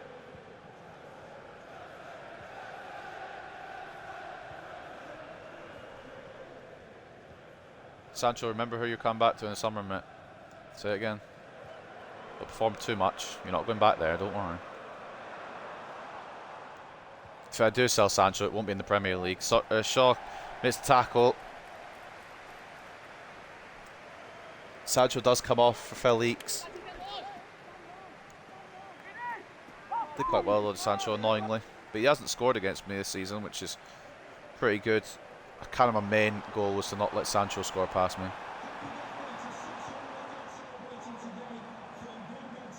This has come successful. Casemiro. Bruno, Højlund, stay on. You have stayed on, haven't you? You have, yep. Oh, but you're going to get closed down. But Bruno's going to get played through, and it could be one back, and it will be one back. That's brilliant from Rasmus Højlund, honestly. Bullied by a defence, he managed to make the space to make the ball to Bruno. And there is still hope of a result here. Still chance. Bruno Fernandes, one back. I wonder if a bully like Xerxes would have good fun against this defence, perhaps. I might bring on Xerxes. See what he can do. Great finish by Bruno. Højlund does well to set it up, but I think Xerxes might be a bit better. He is physically towards the end of this match. Potentially rescue us a point that would be enough to secure a top four. With one more game to go against Aston Villa, I'd like to get it secured before the last game, but if it comes down to it, it comes down to it. Like I fucked it up against West Ham. Chelsea is not looking much better, but there's still time. It's a great ball over. Onana claims all day long, thankfully. I was half concerned that he's going to come for it and miss it, but he didn't. Bruno. Oh, it's a heavy touch second time around. Garnacho wins it back. Xerxes gets caught instantly. I mean, the ball wasn't actually meant for him. It was meant for fucking Ahmad. But fair enough, I suppose. Felix escapes. Dallo initially continues to escape. Kunku. Why?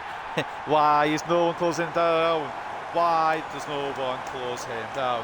Why does no one? Why does no one? Why does no one close him down? We're just letting them score those. I kind of assumed Onana would, be competent enough to make the save as well, but he didn't rush out when I pressed to rush him out, and then he jumped out of the way when I wanted him to save it. It will potentially come down to the last game against Villa then. Chelsea will go level on points, and if they score one more, they will overtake us on goal difference. We're still going to be third after this match if we keep it as it is, but it's getting dicey. If Newcastle and Arsenal drop points, this result won't matter.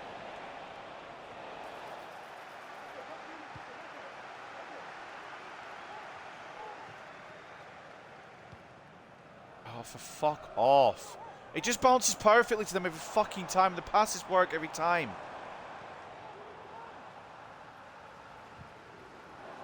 Nice one, Maynard. You've been good today again. Casemiro's been good too. Please don't be offside. Oh, Joshua Zirkzee, mate. I mean, it's not really your fault. I tried to release it as soon as it let me, but just hold your run that slight bit, pal. Hold your run that tiny amount. There wouldn't be an issue.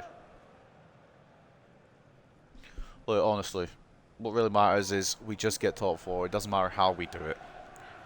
And if Newcastle and Arsenal drop points, then we've done it.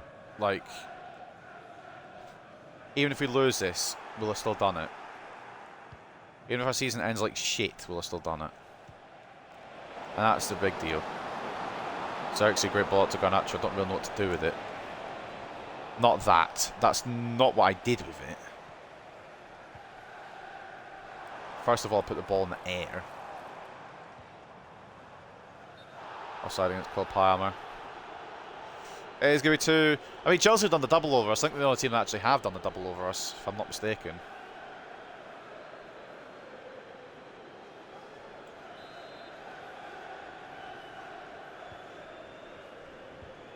I might be mistaken.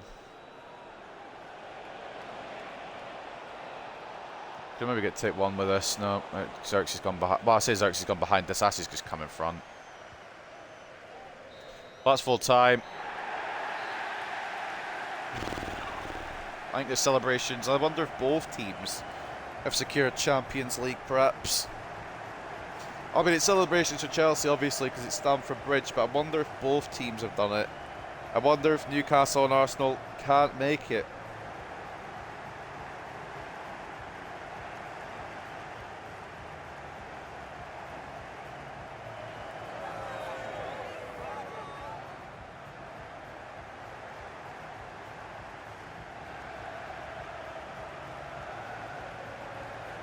Oh, mate. It's going to come down to the final game. Potentially. Either that or we've just fucking secured top four in potentially the shittiest way possible. Just having enough of a gap in the first place and losing both our games. 62-38 in terms of possession. 7 shots to 4. 2.2 expected goals to 1.8. After that Højlund shot hit the post towards the start of the second half, I knew we weren't getting back into this one. We did get the goal for Bruno, and then the game just decided to give Nkunku another one. Like, yeah, here you go, mate. And the game, and I was like, thanks. Yeah, nice one save as well from Onana. I really respect that from my fucking first choice goalkeeper. Once again, Mino the best player. I wouldn't say man of the match, but the best player.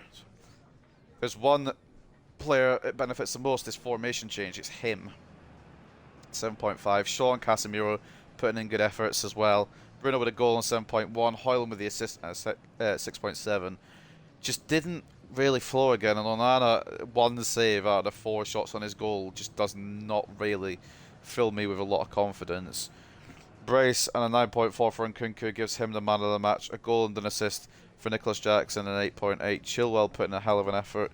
Just Rashford and Ahmad, I don't think we even heard from that game. I don't even know if it's like got out of Chilwell's pocket yet. Assist and a 6.9 for João Felix. Yeah. Well, what happens when you've got 96,000 players? Chelsea win. I think it won't matter anyway, but I just wish we could have ended the season with some good results. I think top 4 was probably always going to be done. I don't think it was ever going to be in jeopardy for us, but I just feel like I wanted to end on a high. And we still have a chance to, because we've still got Aston Villa left, but I just want to end on a good note.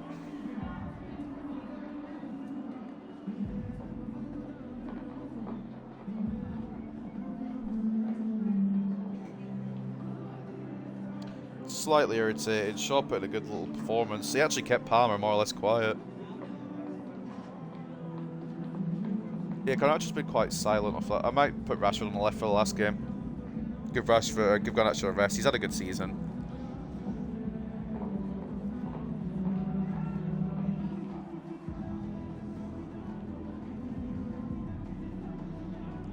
Palmer, it's just fucking ridiculous. Yeah, didn't do enough.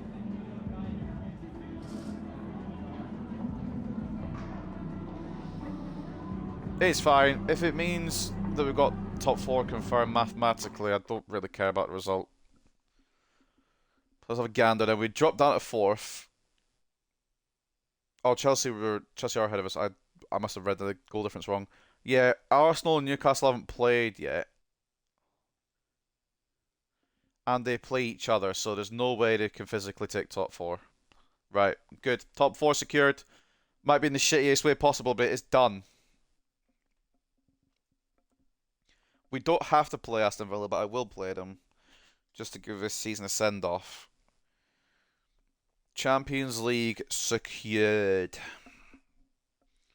Kamalo isn't going to go. Eriksen is, though. Ooh. Eriksen's going to sign for Galatasaray in the summer. Which means I think we need to give him a send-off, don't we, in this game?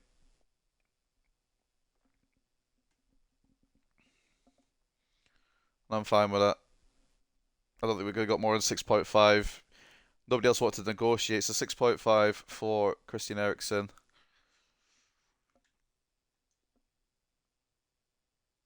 Quite a lot of unread emails.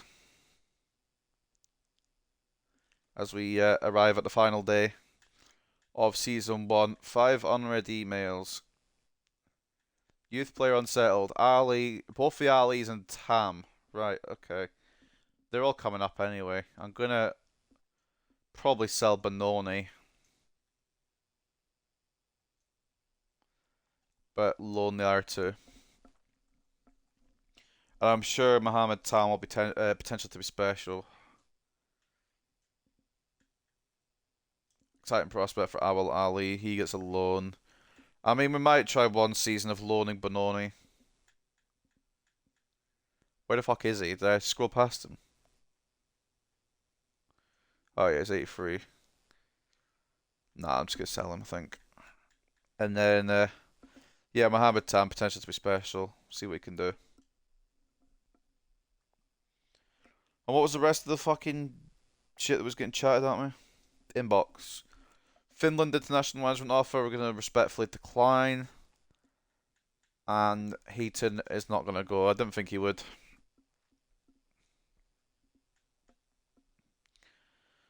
Game number 38 then. We don't need to worry. Whatever the Newcastle and Arsenal result was will not affect us. It was a draw. I just realised if one of the teams had one and we'd lost Aston Villa, it might have affected us. But it was a draw, thankfully, so neither team can catch us. Champions League secured. Manchester City will win the league. Liverpool will finish second. Chelsea, Manchester United third and fourth. All of those could alternate depending on the last game of the season. Arsenal, Newcastle, and Spurs look like they're going to get the European spots. I don't know how it would work for cup wins and all that, because Aston Villa won the Carabao, and Arsenal won the FA Cup. So I think Newcastle will get into the Europa League because Arsenal have already qualified, and then Spurs are getting to conference. I don't know. It really depends, because West Ham can still overtake them with a big win. But the final games of the season, then you can see them on your screen there. Bournemouth versus Leicester, Fulham versus Manchester City, Ipswich versus West Ham, Liverpool versus Crystal Palace, Manchester United versus Aston Villa, Newcastle versus Everton, Nottingham Forest versus Chelsea, Southampton versus Arsenal, Spurs versus Brighton, and Wolves versus Brentford. Is there a relegation battle still on or not? There is. There very much is. there could be a different team going down. It'll be between Wolves, Leicester, and Nottingham Forest by the looks of it. Nottingham Forest have got Chelsea, Wolves have got Brentford, and Leicester have got.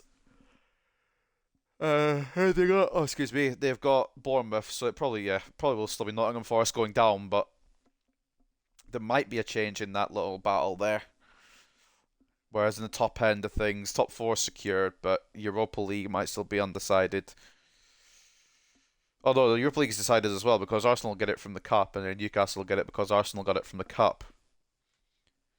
Spurs could still drop Conference League if West Ham get a big win. There's not really much on to fight for, to be honest. It's kind of just more or less done. We'll save over.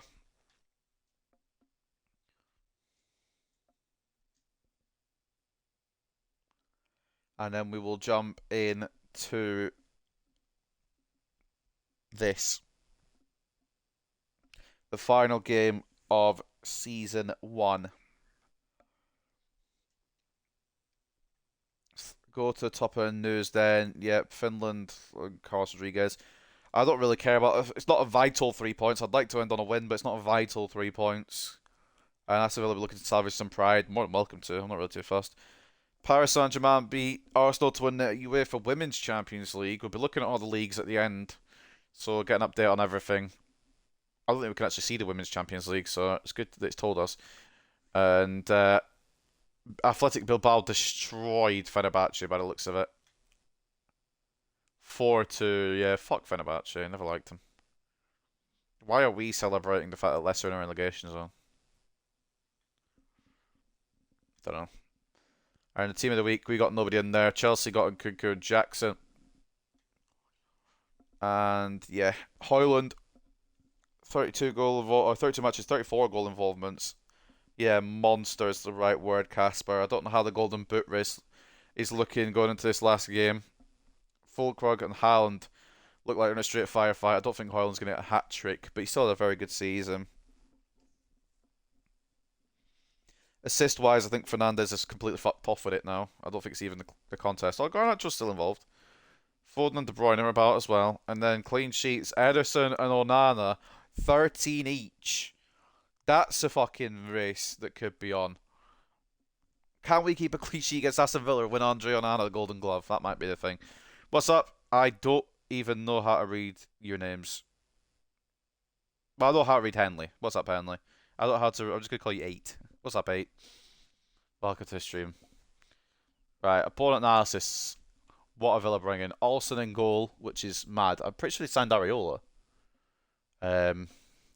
Digne, Wrench as the fullbacks, Pau Torres, Konza as centre-backs, Konza as a captain, Onana and Kamara, CDMs, Rogers off the left, Bailey off the right, Buendia at cam, and Gabriel Jesus up top.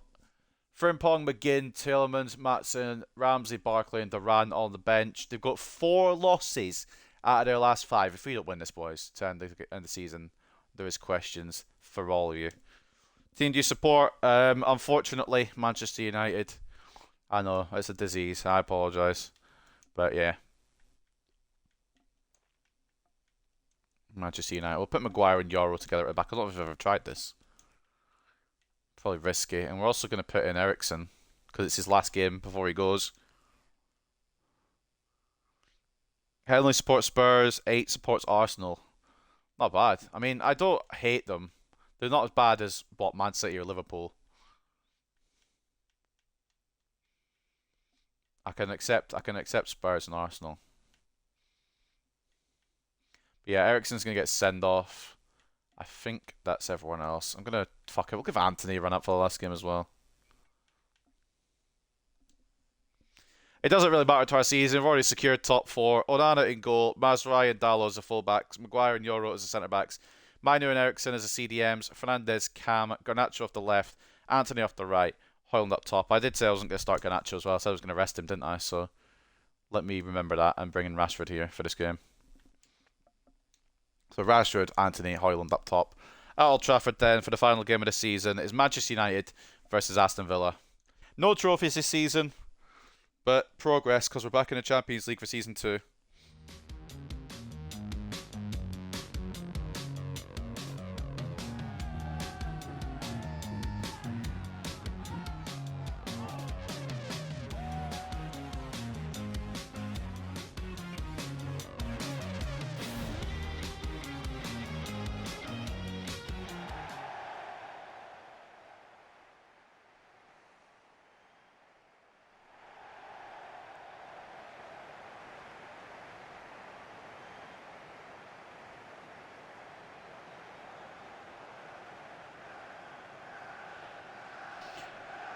We're just playing for fun now. I'm probably going to lose again. Because this game feels a lot more difficult this year. And I've been struggling throughout the whole season, but...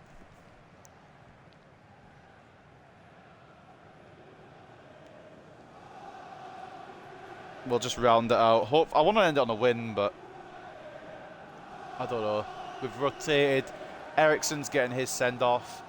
Casemiro's not found the club yet, so we've not brought him on. We might bring him on. We might bring him on from Mino at some point. But Eriksen is confirmed to be going to Galatasaray next season in career mode. 6.5 million the fee. Couldn't get more for him, no matter how much I tried. I even fucking negotiated with Mourinho. I said £1 more, and he was like, nah, I'm walking out. Mourinho has never been the easiest to negotiate with, to be fair. Alright, this is our lineup. We know how we're going anyway, we've seen it. I kind of want to see what they bring into the table.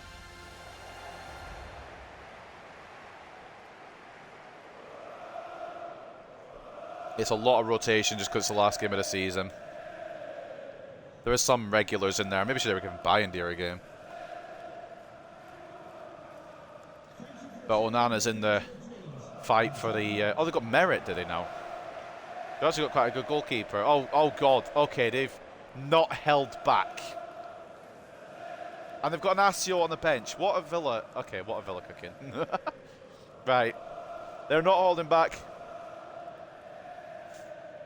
We need to try and keep a clean sheet. If we don't keep a clean sheet, then it's up to Ederson to also not keep one. So Onana can win the Golden Glove. That's really the only thing we're fighting for now. Onana's Golden Glove chance. Although we've conceded a lot of goals this season, Onana's also kept 13 clean sheets in the Premier League along the way. It's a weird one. It's like that season where I don't know what season it was, but De Gea, I think it was his last season before he's left. De Gea kept like the most clean sheets. He got a Golden Glove, and then he fucking conceded a ton. It's kind of one of those seasons, or maybe the season before that. They all merge into one at this point. Eriksen not to Dalo. But yeah, I don't really want to see Eriksen go. I quite like Eriksen, but in career mode, he's just declining. He's already gone from a 79, I think, or a 78, whatever, to a 77. Casemiro's the same. He's declining as well, so we're going to send him off, hopefully. Hopefully we can get an offer in before the summer starts. If not, we'll get it at the start of season 2. We've had some offers for Casemiro, but they've all been unrealistic ones. We've had Spurs, Chelsea, I think, and Liverpool. Oh, Højlund's on. I thought he was offside. Well, number 23 for Højlund. Has he re-entered his name in the Golden Boot race on the final day? He needs a hat-trick to win it outright. He needs a brace to share it. He has been kept onside, makes a space away from a number 14. And makes it 1-0 Manchester United. Now, I'm not being funny. What the fuck? I didn't expect it to be that easy.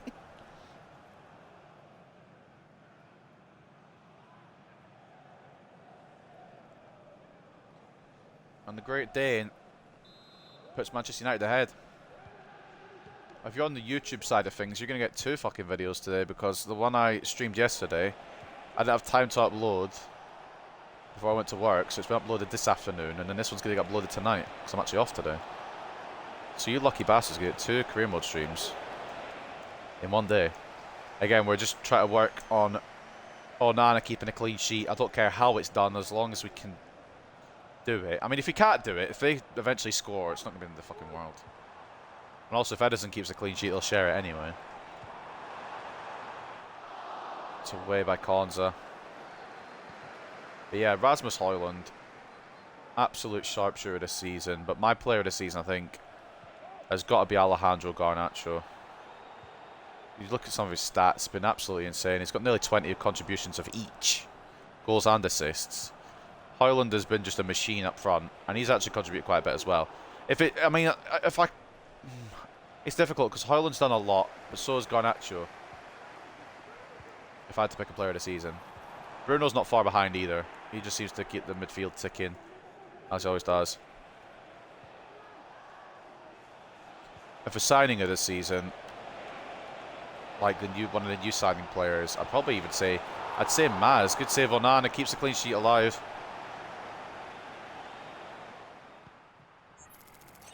Xerxes put in a decent little shift with some goals, but he's not been as consistent as I would have liked. It's only his first season, so I'm not going to fucking go mad at him, but a bit more consistency next year for Xerxes would be nice. Unlike other Man United career modes I've seen, I'm not going to be signing a striker for Season 2. We don't need one. Maybe the third choice one, but that's maybe your limit. That was for fucking Ahmad or Anthony. Whoever got on the right wing, it was for them. I can't remember how I put on the right wing, honestly. Ball in by Frimpong, away by Dallo. Oh, not a John McGinn Thunderbolt. Okay, not a John McGinn Thunderbolt. I fully expected John McGinn to just smack one there. It was John McGinn range. It was prime John McGinn range. Kobbie Mainoo. Talk about a man who's grown into this season, grown into this team. Kobbie Mainoo. Like real life, he's kind of grown into it. And he's a starter now. And whoever gets signed will probably play alongside him. I don't really know what to do with Agarte. I mean, Agarte and Mainoo will be the main partnership. But whoever rotates will probably rotate with Mainoo, to be honest. More than Agarte. Højlund. Anthony. What that was me trying to be unselfish and get Højlund back in the Golden Boot race. I should have just shot it with Anthony. If he scores one more, he's equal with Fulkrug, who is top of the leaderboards right now. There is that fucking caveat as well, but I'm not really focusing on it that much because Aston Villa aren't. They've actually rebuilt. They've rebuilt a little bit in January by the looks of it.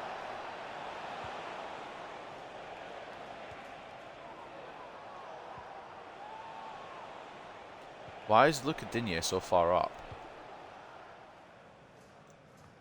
I'm not complaining. It means he gives space to Anthony, but I can't get the ball through. Sancho scoring potentially his last goal for Chelsea. He is coming back to us, and honestly, there's a chance I integrate him into the team again. Before I do sell him, I'm going to switch his position to right wing just because I want to maybe test him before. If we do sell him, I'm able to use him. Like, oh, there's the fucking end of the clean sheet race. I don't know why Onana hasn't saved that, to be honest with you. What's up, Izzy?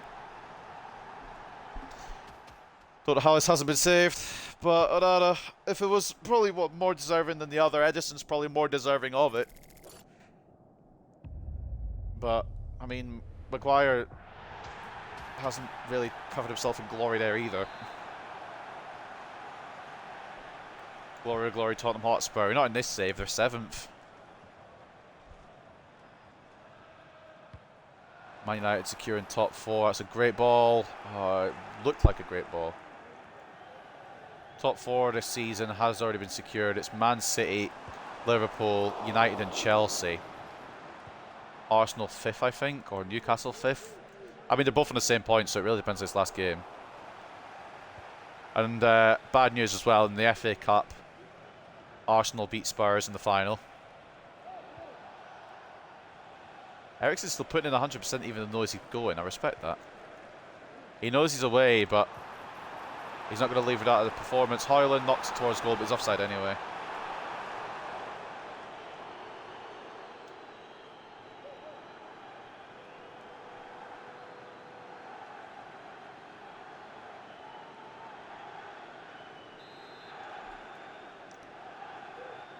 YOLO, that's what I'm saying, Henley. YOLO. So now I've got 2 Spurs fans in the chat, 1 Arsenal fan. And then 1 United fan, which is me, but I'm still counting myself. I still count as a person. Close it down, Maguire. Redeem yourself, pal. Yeah, Arsenal Villa with this team are quite dangerous, but they've actually regressed a little bit because they sold Martinez. 9th in real life for Spurs. Big sad, but only 7 games. We can turn it around. I'm not talking about Manchester United's real life position. That doesn't need to be talked about. It's not important. That's why I live in career mode. It's a good universe where I don't have to worry about Manchester United being absolutely shit.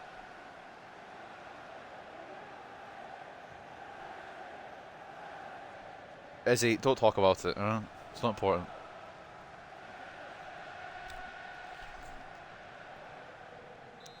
It could be worse. We could be in the relegation zone. We probably soon will be, but that's not the point. We're not yet. I don't have the ball. I don't have the ball. That's on Bruno. I don't hate Spurs, to be honest. Spurs are one of the teams I quite like. It's just if we're in direct rivalry with them, I'd want my team to win. Højlund! Oh, Dalot! What a ball! Højlund, what a finish! The golden boot race is on. Can the Great Dane do it? We've got no clean sheet to fight for anymore. Gabriel has just ruined that. But if Højlund can secure a hat-trick, it's a great volley as well. Great ball in by Dalot. Controlled volley by Højlund. Super Rasmus, exactly. Super Rasmus Højlund. My brother is a Man United fan. Your brother has good taste in football teams. Højlund puts us up before the break. Perfect timing. Have I made any signings yet? If so, who? I've not made any signings yet. The whole challenge for the first season was to just use what we've got.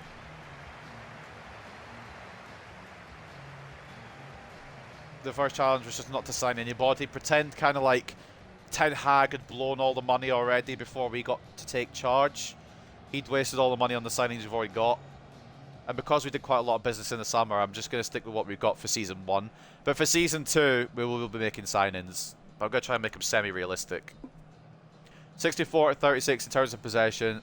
1.6 expected goals to 1. 3 shots each. It's a close game. Yeah, I'm not going to sign from any of the Big Six clubs. Is my main rule. No Big Six club players. Beyond that, it really depends. Like, it depends where clubs finish in other leagues. I'm going to check at the end of this all the other leagues and see where clubs have finished, and that will kind of help maybe transfer strategy as well. Like, say for example, if Real Madrid finish outside the top 4 and they don't win the Champions League, then we could theoretically sign some players from Real Madrid because we've got something to offer. Just as an example, of course they will be in the Champions League. They're in the Champions League in this save, they're in the Champions League final, and you wouldn't believe who their opponents are. Just a reference, their opponents are Benfica.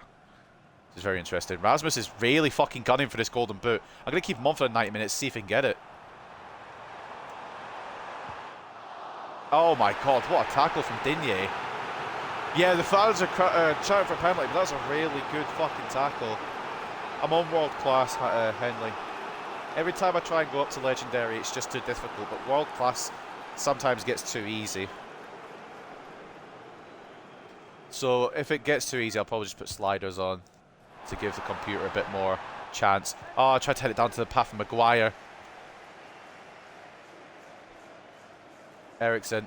Oh, lovely ball. Oh, lovely ball to Anthony. It's floated in nicely. Be good to get Ericsson an assist on his last game, but I don't think it's going to happen. Dalot. Anthony. Højlund's right there. Højlund's right there for the hat-trick. Potential golden boot. Number 3, Rasmus Højlund. Super Rasmus Højlund. Has he done it? Is the golden boot. We might not win any trophies, but we might have a golden boot winner. 3-1 Man United. 3-1 Rasmus Højlund.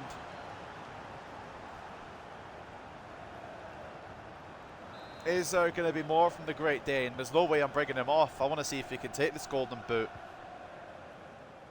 It's been a difficult episode today, losing to both West Ham in the last minute and Chelsea. It wasn't last minute, but they're quite dominant. Can we end with a win against Aston Villa for Season 1? Oh, Dalot, you're an absolute pillock, mate. Great tackle, Lenny Yoro. He's been a bit hot and cold this season as Yoro. He's going to get a bigger role next year, because he'll be involved in the Champions League. And so will we. Bruno. Anthony. Oh, not bad effort. Cole Palmer puts Chelsea in the lead.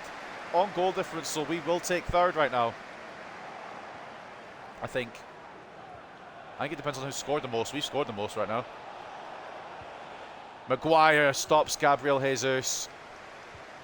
But on goal difference, we will steal third from Chelsea. Again, the only fucking goal for me is top four. Maz right for Højlund. Could have been a fourth for Big Raz. Nobody's ever called him Big Raz, but next season, if you need an attacker, you should sign Kubo or Nonto. I'm thinking I did have a thought about Kubo, honestly. But I think he's moved to... I can't remember if he moved to a big club in this save. If he's still at Sociedad, potentially. Nonto's a good one as well, but he's still a bit too young, perhaps. I don't know. I'll take a look at them, definitely. I've got it so I can see all the stats, so I don't need to scout for ages. But I'm really... My main goals are centre mid and right back. A right winger, maybe. I don't know if I'm going to sell Sancho. I might try Sancho out. Oh, Frimpong. Excuse me. Can you just get away with that? Come here. Okay, he has got away with that, but Maguire stops Jesus, who's offside anyway. Maguire's had a good little performance. Tielemans coming on for Jacob Ramsey. Long shot merchant. Well, 5 years ago, probably one of my first signings, Tielemans. Obviously now he's a bit older, and he's still good. Don't get me wrong, he's still good. He's just not my first choice. He might be one I could still bring in, actually. I don't know why I've written him off like that. What a long shot merchant. There was a guy yesterday, 7er. He was saying about how Tyler Adams has quite good long shots. But if we want a real long shot merchant, we could get Tielemans from Villa if they don't get Europe. Højlund again. Oh, it's closed down by Torres. Rashford. Oh, just off target from Marcus Rashford. I'm hoping the hat-trick will be enough for the Golden Boot, even if we have to share it. Maybe sign a Benfica player. It's realistic because when Benfica play good, they lose their best players like Enzo and etc. Yeah, if they win the Champions League somehow against Real Madrid, I probably won't. But if they do lose it, which is most likely, we might have a look. I'll have a look at their players because there was Kirkchu who I was going to try and maybe even have a look at or sign. I don't know, but that was before we changed the formation. Because Kirkchu was one of my targets, but we're now going with 2 centre defensive mids rather than 2 centre mids. I can obviously switch it, but for Mino and Agarte, it's the best to have it like this. Oh my god, Højlund is in acres of space. I didn't see him. I'm fucking shit. Sorry, Højlund. It's alright, I'll bounce back to you, lad. Maz. Rashford. Dalot. Smack one. Oh. You know what? I want one more Kobe Mino power shot for the end of the season. Oh, well, I got what I wanted. Wasn't a great one. Digne off. Maatsen on.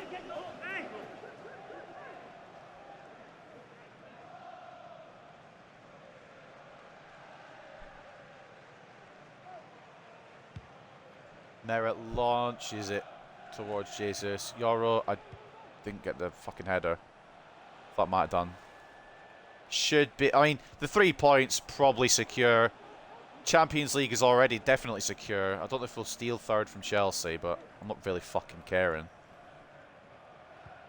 The fact they're back in top 4, it's going to be a far cry from what we do in real life.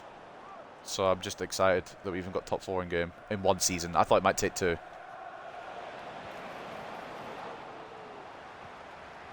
The fact we've done it in one season is pretty good. Ericsson. Anthony. Ah, it's such a shit knock. I wanted to pass it, but he's headed it towards Højlund rather than passing it. Rashford with the press. It's good pressing. It's actually worked well though for Aston Villa. Oh no. Nil at the end of the Premier League season. 2 minutes to go. Will Aston Villa just take one back just for the fuck of it? No, they won't. Onana saves. Corner for Villa. You should buy Gabriel. I think he moved in this career mode. I don't know. I'll look at him. He's a good defender. If he's still at Arsenal, I probably won't though, because I don't want to buy from the other big 6 teams. Want to keep it somewhat realistic. That's why Bruno just launch it away, mate. Done deal. We end the season on a high. We secure top 4. We will be playing Champions League for season 2. Has Rasmus Højlund won the Golden Boot? I don't know. Hat trick though. I said he needed a hat trick to do it.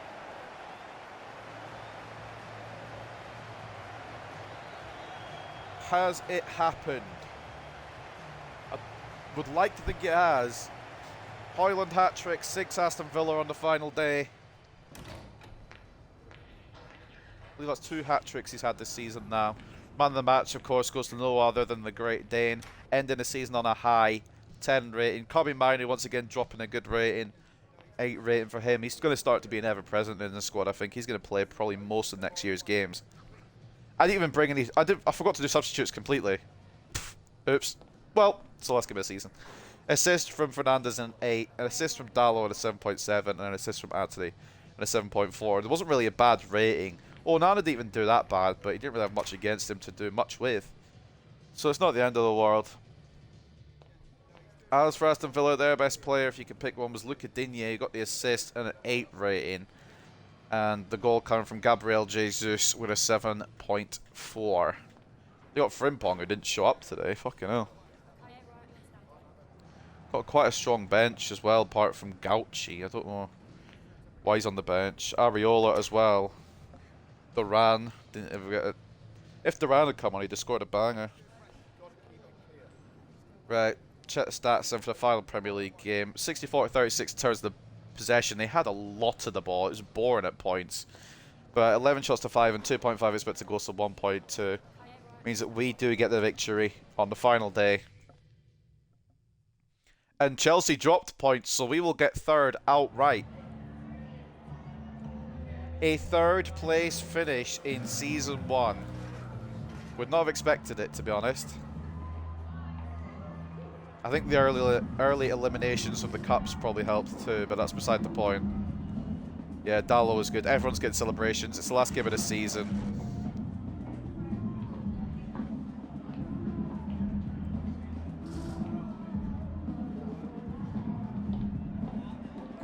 No, he's not good. What, Gabriel? Yeah, he is. He's a really good defender.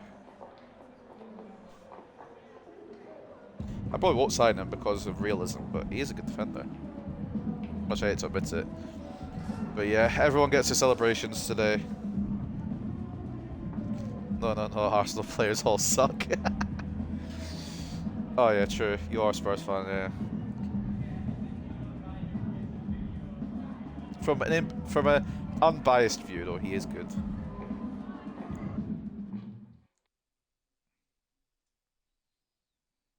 Well, that's the season done. Oh, well, 172 million. I don't know if we'll get all of that, but that will go a good way for some signings next year. Benoni Ali is unhappy to leave, but I think it's for the best. Mohamed Tam and Awel Ali will get loaned out. Sorry, I don't think the next match is that far away, is it? 6,355 days. How long is that?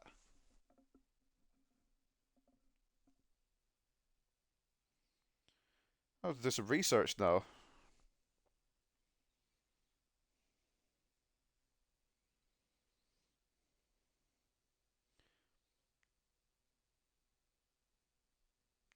$6,355 days to years.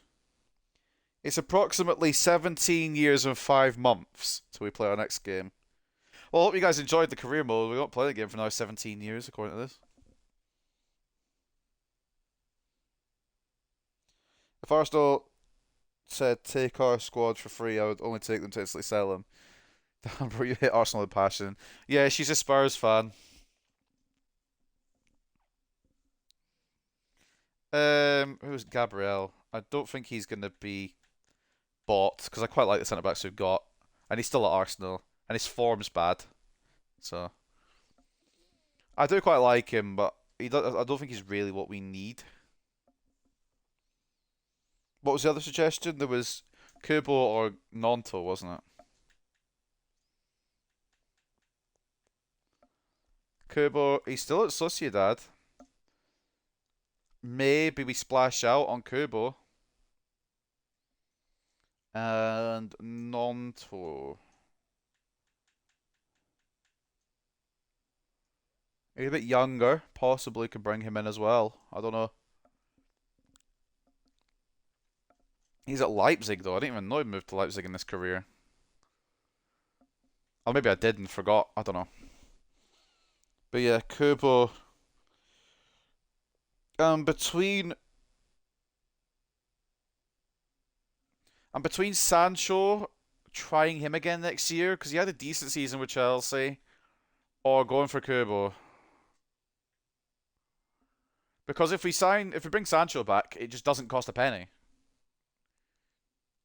And this isn't Ten Hag's Man United. This is Carlos Rodriguez's Man United. And he might perform a little bit better.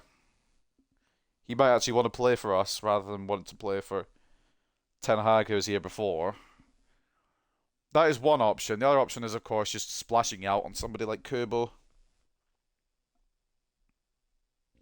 I do need a fullback, and I have been thinking about Kirkes from Bournemouth. It's a good shout. I do have a couple of others in mind as well, and of course, before I end today, we're going to look at all the other leagues and see who finished where, maybe poach some of their players. Benfica's one that was suggested as well to look at, wasn't it? I don't think the Champions League final's been played yet, but we'll go look anyway. So all the gameplay is done now. This is just going to be me chilling until I sim up to the next season.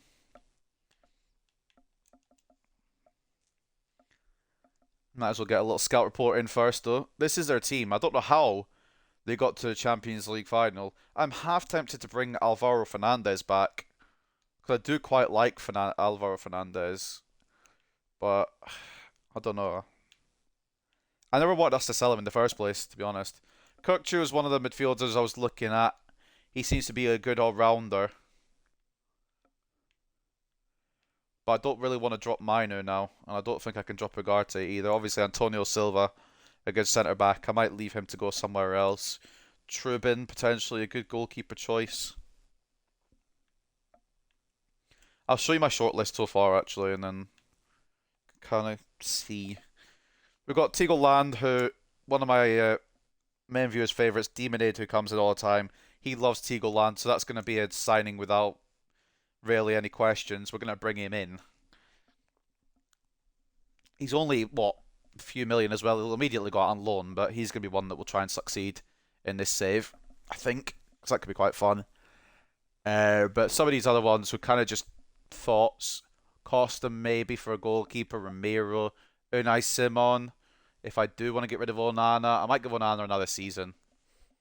Obviously, some unrealistic ones like Donnarumma, Thibaut as well. Would be cheap, but I don't think we'd go for him at this point. Oh, for 23 million, not bad. David De Gea as well, suggested. I'm considering bringing him back in as a backup. Reunite De Gea with Manchester United. And then he's kind of just a couple that I've got suggested to me, to be honest with you. And then I added a couple more of my own as well. With Veerman, Timber, Hjulmand. Hjulmand's one I might go for, you know. Because he's a centre defensive mid. He's younger than Casemiro. He can slot in and just switch with Eriksen and Mino. I think Hjulmand's probably one I will go for. I do like the idea of Anton Stack as well. But I'm probably just going to use him as cover for like cup games, potentially. I think I want one more big name DM, and I think Hjulmand's probably what I'm going to go for out of that lot.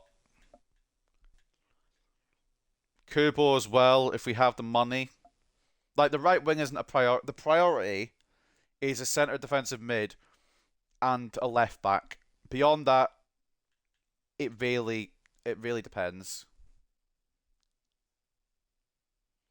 Orsens. Who's Orsens? I probably recognise the name when I see him on the search here. Frederick Orsens. He's not bad. We do have Dallo, but he could... I mean, for the right back side, I'm going to probably use Dallo and Mazraoui.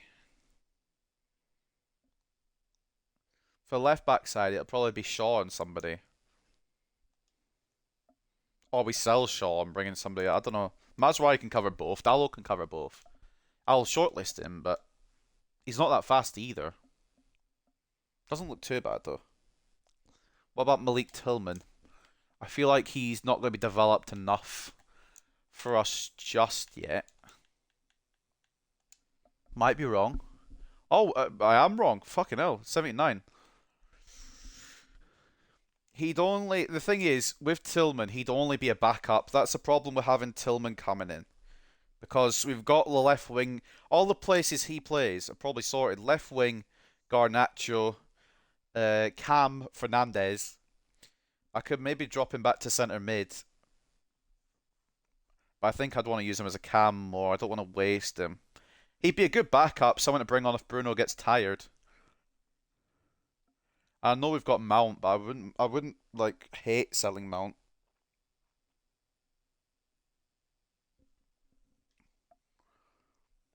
I don't want to change everybody. I don't want to do like a mass exodus. I kind of want to keep it to like a minimum, like maybe 3 or 4 signings. I don't want to go crazy and sign everybody. I will look at everybody, but I don't want to sign everyone. I'll look at everybody suggested though. I am going to sim a little bit, so we make some move on the calendar.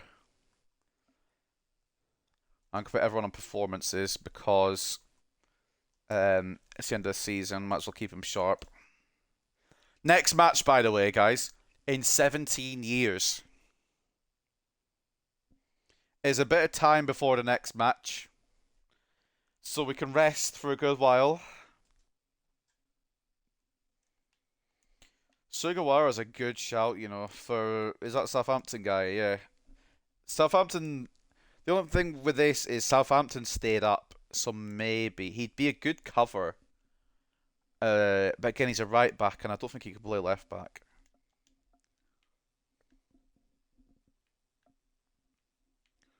Traits has he got? Dead ball, whip pass, long throw. He does look like a good all-rounder. Who did go down in the end?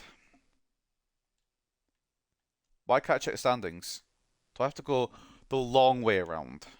Oh, we got joint top golden boot with Hoyland. Okay, cool. Yeah, long way around it is. And who got relegated? Because we can maybe poach from them as well. Nottingham Forest, Brentford and Ipswich. Southampton stayed up, Leicester stayed up. Ipswich the only promoted team to go back down. So we can look at Nottingham Forest, Brentford and Ipswich. See if we can get bargains.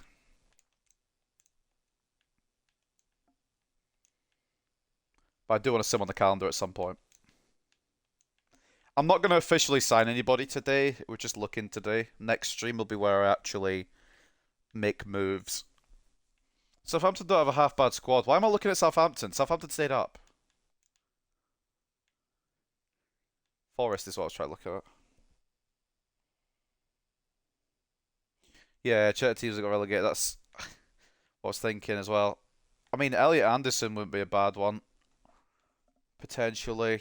Cambiasso. Cambiasso would be a good shout, you know.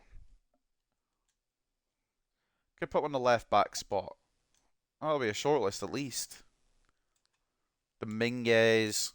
I don't hate Dominguez. Do we bring back Rhythm? Potentially. I quite like Rhythm as a dancer. Anthony Elanga. Gibbs White. I shortlist him, but he deserves better than the bench, I think. They've got quite a good... How they've gone down is questionable, to be honest, because they've got quite a good team all round. It's not a bad team, really.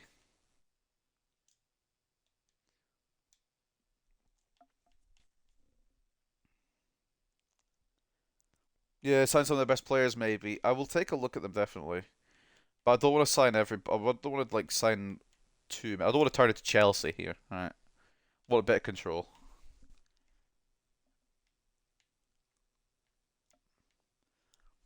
Hickey's a good shout. He can play either side.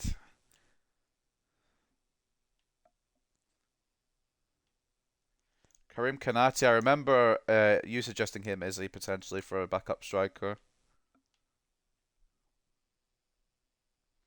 And Burma, why not? We'll shortlist him. I don't think he'd want to play in the championship. Pat Cho as well. He was quite good. Oh, but he's on loan from PSG. Disregard. And Sepp van den Berg actually does look quite good now. 6'4", 79 rated. Brentford have a couple of ballers. I'm not gonna sign all of them, or maybe sign any of them. Ipswich, I'm presuming, won't have anyone of note, but we'll have a look anyway.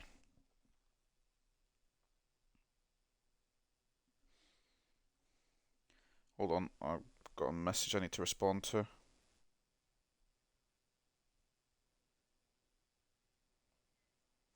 Alright. There probably won't be anyone. Jack Clark would probably be the one I'm half interested in. Our left side sorted. Leif Davis looks alright, but he'd only be a backup. Omari Hutchinson, perhaps.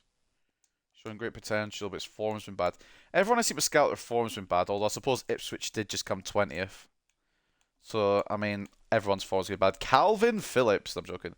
He's on loan from Man City, and we wouldn't sign him if you paid. Even if you paid me, I wouldn't sign Calvin Phillips.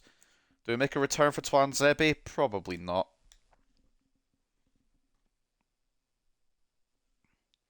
Ultimate Asian in attack, Kvaratskhelia, Kvaratskhelia. Doing a Chelsea would be the smartest. Kvaratskhelia I'll take a look at, but if Napoli have done well, it probably won't happen.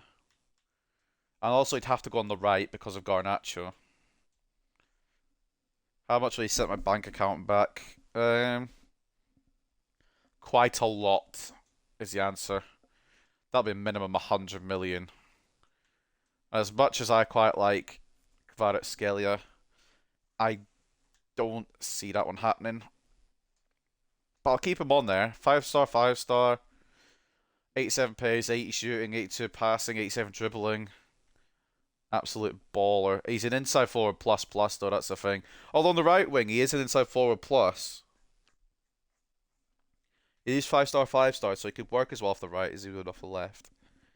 But it would probably waste a good load of our budget. The reason I'm not signing him on now is because I want to see what our budget is next season. I know we technically do have money just now. If I go over here, you can see we do have money. But that would be wasting the money of Season 1, and technically it would still be counting as making signings, and I don't want to do that. Might as well take a look at the objectives. We've finished in the Champions League spot. We've done the sign at least 3 players. Profit will get done as well. Brand exposure, we're going to do next season. We'll get some 82 pluses in. All the ones we really failed were the Europa League and the FA Cup. Right, let's get some calendar going here now. I've also got a load of scout reports that I need to sift through at some point. Offer for Tam. I'm assuming this is a loan deal because I would not want him to go on permanent. Loan deal to the MLS. You know, I'm not going to negotiate it. I am going to negotiate it, sorry. I'm going to go straight in. Because I'm happy to pay the most of the wages. It's usually the wages where this breaks down. So if I pay a good amount of wages, will they be like, yeah, fair enough. We'll go for a 2-year. I'll call him back if I want him. I'll even split the wages more in my favour. I'll go 80 to 20. Just so there's more chance of them accepting and they can take the wage out of their budget. You could sign someone from Brighton as they always ship out good players. Funny you should mention that. I was looking at one of their left backs as well, Kadioglu. I know he's only just gone there, but I wouldn't mind bringing him in. Both-footed fullback. Would probably start. There is a potential that I sell Shaw as well.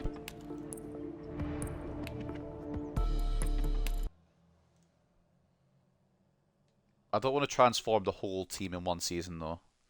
Oh, Chelsea won the Conference League. They should do, really. Right. Offer for Awel Ali. We're going to do the same. In fact, we're just going to accept it, because if they're just going to go for it, I'm fine with it. Role update for Ricky. Or Richie. Shadow Striker plus plus. Continue working on him. It's a long way away yet, but we'll keep working on him. Any more updates? Alright, a couple of updates, but a new email from me, Man United board. What? Yeah, brand exposure, yada yada yada. We'll do that next season. We've got 2 seasons for it, mate. Kamalo to Saudi. Who says no? Probably Kamalo. And probably Saudi because of his wages. Although if it's Saudi, they should be able to pay his wages. Suppose loan that by, and they don't even give a shit. They're like, yeah, we want him for good. If you can't do that, you can't do nothing. Hoping Mohamed Tam does go to the MLS. Fulcrum got Player of the Month nominee. Kamalo, please just go, lad. Save your career because you're not going to get one here. Potential is not great. Bram de Jong gets an offer. I really hope he succeeds. From St Mirren. Bram de Jong to Scotland. Who says no? Probably Bram de Jong. Exit though. Oh, this is Mohamed Tam. Which MLS club has he picked? Is he going to Charlotte or is he going to Atlanta?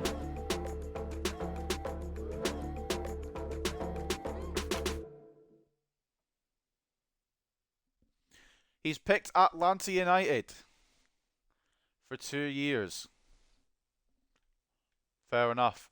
Tom Heaton, I don't think we're ever going to get to sell him. And I did just sign his for another year's contract as well. Next year I'm going to let it expire, but it'll probably, whatchamacallit, retire anyway.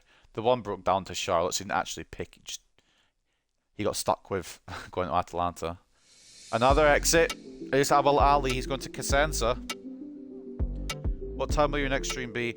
My next stream now won't be till Monday because I'm away for the weekend, so it won't be till Monday, but it's usually around 2 PM UK time. So kind of just keep an eye out for around that time. Have we acquired him yet? We haven't acquired him yet. We will acquire him, but we haven't yet. Mason Mount goes to a Playmaker plus plus. Oh no, half winger plus plus. Oh, he had the Playmaker plus plus.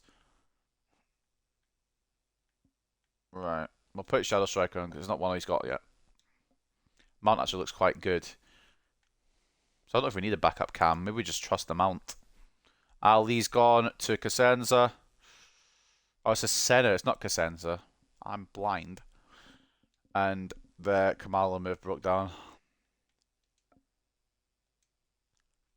Sorry. I'll look at that in a minute. Who are they going to exchange?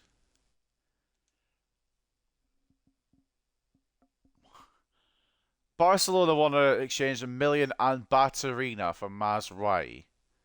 It's not the worst offer, and we could get a lot more money, but I'm not planning on selling Mazraoui. Not yet, anyway. Batarina's not bad, but I don't need another cam just now. Land's going to be the annual shithouser. Yeah, I'm just going to sign him every season, every career mode. Unless it's a youth academy one, in which case I can't. Yeah, what's your idea, Izzy? Batarina's a good shout, but we don't really need him. Unless we sell Mount. You know what? I'm not going to, again, sign anyone today. We'll make all decisions on Monday. I'm going to leave you guys on a cliffhanger. But we will add him to the transfer list because he is a good talent. Although he is at Barcelona, so it would be hard to try and prize him away. For realism's sake, it might not happen. Actually, no. For realism's sake, it probably would happen because Barcelona need the money.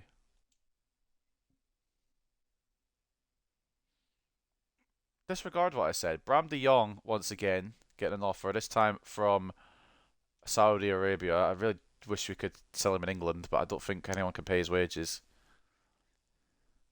And all these fucking transfer talks have ended.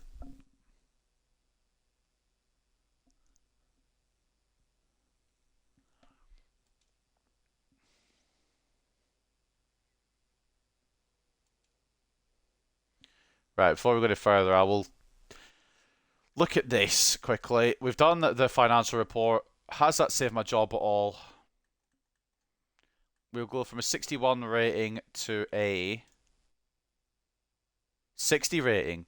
That makes sense, doesn't it? Because I've completed an objective, my rating goes down.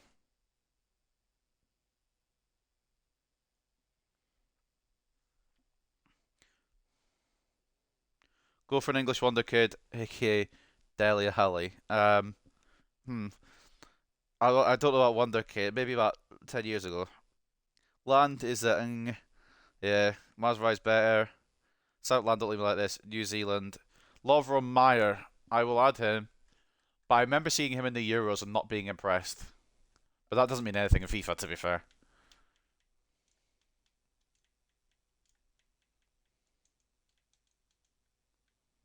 Lovro Meyer. Could be alright. Probably, yeah. Don't know if I'll put him on the right wing because he's got 62 pace, but he does look a good all-rounder at centre mid spot. New Zealand. What about New Zealand? Are you wanting me to scout New Zealand? I'll do the scouting for next season. Oh, Martino's potential's gone down. Oh, I quite liked him. Well, we'll keep him to sell, I think. De Angelis as well. Russo looks quite good. Richie. Oh, is it Richie or Ricky? I'm going to call him Ricky. Ferry. Oh, Ferry's potential's gone down too. But I got quite a good vibe from most of them from the last Youth Academy tournament, so I'll probably just sell them rather than get rid of them.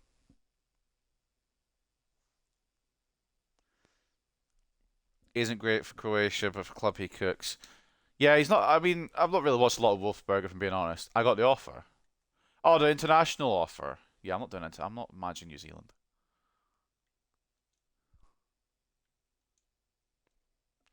I wish there was going to be a Peru offer for Carlos Rodriguez, but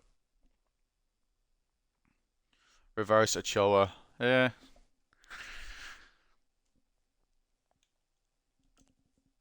I just. Where are we at now? What day are we on? Right, 23rd. Let's. Have we got any more ideas for anything? Because if not, I'm going to just cover the whole season one in its entirety, and that's just me talking for about half hour. So, if any more ideas before that, I'm going to probably call up Stefano Russo, find him alone. Or maybe I'll keep him. I'm going to keep him in the academy for now, actually, for youth tournaments. Do I need a keeper? I'm going to give Onana one more season. Because despite the fact he was leaking goals, he also, I think, kept the joint most clean sheets in the end. Just go check the stats. I'll tell you one thing we don't need is a striker. Rasmus Højlund, absolutely balling out. Yeah, joint most clean sheets. So it really, I don't know. Livakovic, he is in the Prem from memory. Not in the Prem. He was against us at some point. Fenerbahce. It's not a bad shout. I was more thinking of it reuniting as I was gonna get a backup goalkeeper. I was more thinking of a certain reuniting to the club. No pun, well, kind of pun intended, but like a reuniting. Where is he? There he is. A little reuniting for just 6 million, potentially. That was the idea, but I don't know. I think it was Izzy that suggested De Gea, and I really like. I'm gonna bring De Gea back, I think, regardless. Weah, probably a bit. I don't want to say shit, but 75 rated at 25 years of age, probably not. Unless it's the wrong Weah, and I'm an idiot. Chukwueze was what I was thinking of, honestly. But it really depends on how Milan have done as well. Chukwueze I will add. Out of all these that we've discussed so far, I will admit there's a couple that I'm swaying towards more than others. So if I do it position order, I think for the goalkeeper, if we do bring in a new one for Onana, I really like Unai Simon. If we do bring in a backup, I think it's got to be De Gea. Bring him back. For a left back, I'm probably going to go Kadioglu, but Kirkes definitely. Right backs that we could convert. I do like all these suggestions, but I don't know if I'll splash out on one. Centre back we don't need, it's just Vandenberg look quite good. CDM I'm leaning towards Hulmand. Teagleland obviously will be signed because he's Teagleland, he deserves it. A backup centre mid. Stack, it depends what we have left, but I think Stack's probably going to be it. Either Stack or Meyer is just another option to have. For a cam, we don't really need one. But if we were to go for one, it would be Malik Tillman, I think, as a backup. For a right winger, I'm really leaning towards Kubo now, honestly. And then for a backup striker, we don't really need one, but we do have a couple there, and I'd probably go for Kanate. Gyökeres is just on there because he's a beast.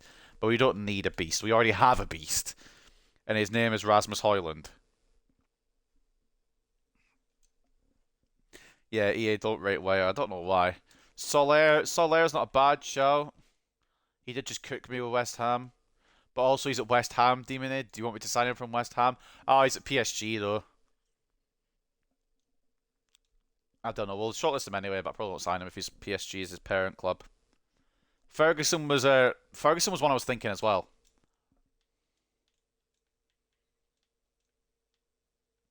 What's his name? Lewis Ferguson, isn't it? Evan Ferguson would be a fucking signing too, but Lewis Ferguson, he's a decent all-rounder. I need one more DM than centre mid now with the new formation, but I can always switch the formation again. It's not like it has to stay as it is. But I'm going to prioritise probably centre defensive mids. You're a good streamer, to be 100% honest. I appreciate that. Thank you very much. I'm glad you're enjoying it. And I will always look at I will always look at options, even if I don't sign them. Like, there's nobody off the table. Say if I wanted to fucking bring a certain Sui back to the club. And you say, like, if you said Cristiano Ronaldo, yeah, maybe we'll bring Sui back, perhaps. I won't actually sign him, but. Or say if we wanted to sign fucking, you know, the GOAT back, save him from America, I would look. I definitely wouldn't sign him, but I would look. I remember a couple of years ago I put Ronaldo and Messi together. Çalhanoğlu. I think for free kicks alone he might get in. We don't really need a cam though. That's my. Oh wait, wait. I could have sworn he was a cam. Am I dumb? I might be dumb. He could probably work as a cam actually. He's just very well rounded overall. To answer my own question, I'm a bit dumb. Incisive pass, anticipate, technical, first touch. He would be established, to be honest. I'm not going to rule it out. I'm kind of confused though. Not confused, but more unsure what I want to do. Because I think Mainu has to start. And I do like Agarte. Casemiro, don't worry about him. He's out of the equation. We're going to sell him. Eriksen's going to be sold too. We've done a good job fucking getting the fee for him before he went down in overall again. We've got Mount to back up Fernandes, but there is always a chance we could upgrade. One more suggestion could be Lobotka, right? This is the last suggestion I'm taking just now. Any more suggestions could wait till the next stream because it's been a lot of suggesting and I want to wrap this up at some point today. I do have stuff I still want to do. But I will, last one for now, Lobotka. He's at PSG, so probably not, but I will take a look. My main, like, realism kind of thing, nobody from the big six, nobody from the big four of each league kind of thing, although for France it's probably just PSG. What am I going to do with Malacia? I don't know. I'm going to be honest with you. When I've used him, he's kind of not been the best. I've not used him much, granted. He does have the pace. I think it's probably better just to cut my losses and sell him personally, but I'm also up for opinion. If you guys want me to keep him, I will keep him. The only ones that are definitely going right now, well, I mean, Eriksen, we've already agreed a deal for him. Heaton, I'd like him to go, if possible. Evans, when he comes back, will get sold because he's got 19 pace. And as much as I love Johnny Evans, I I've already got my slow centre back.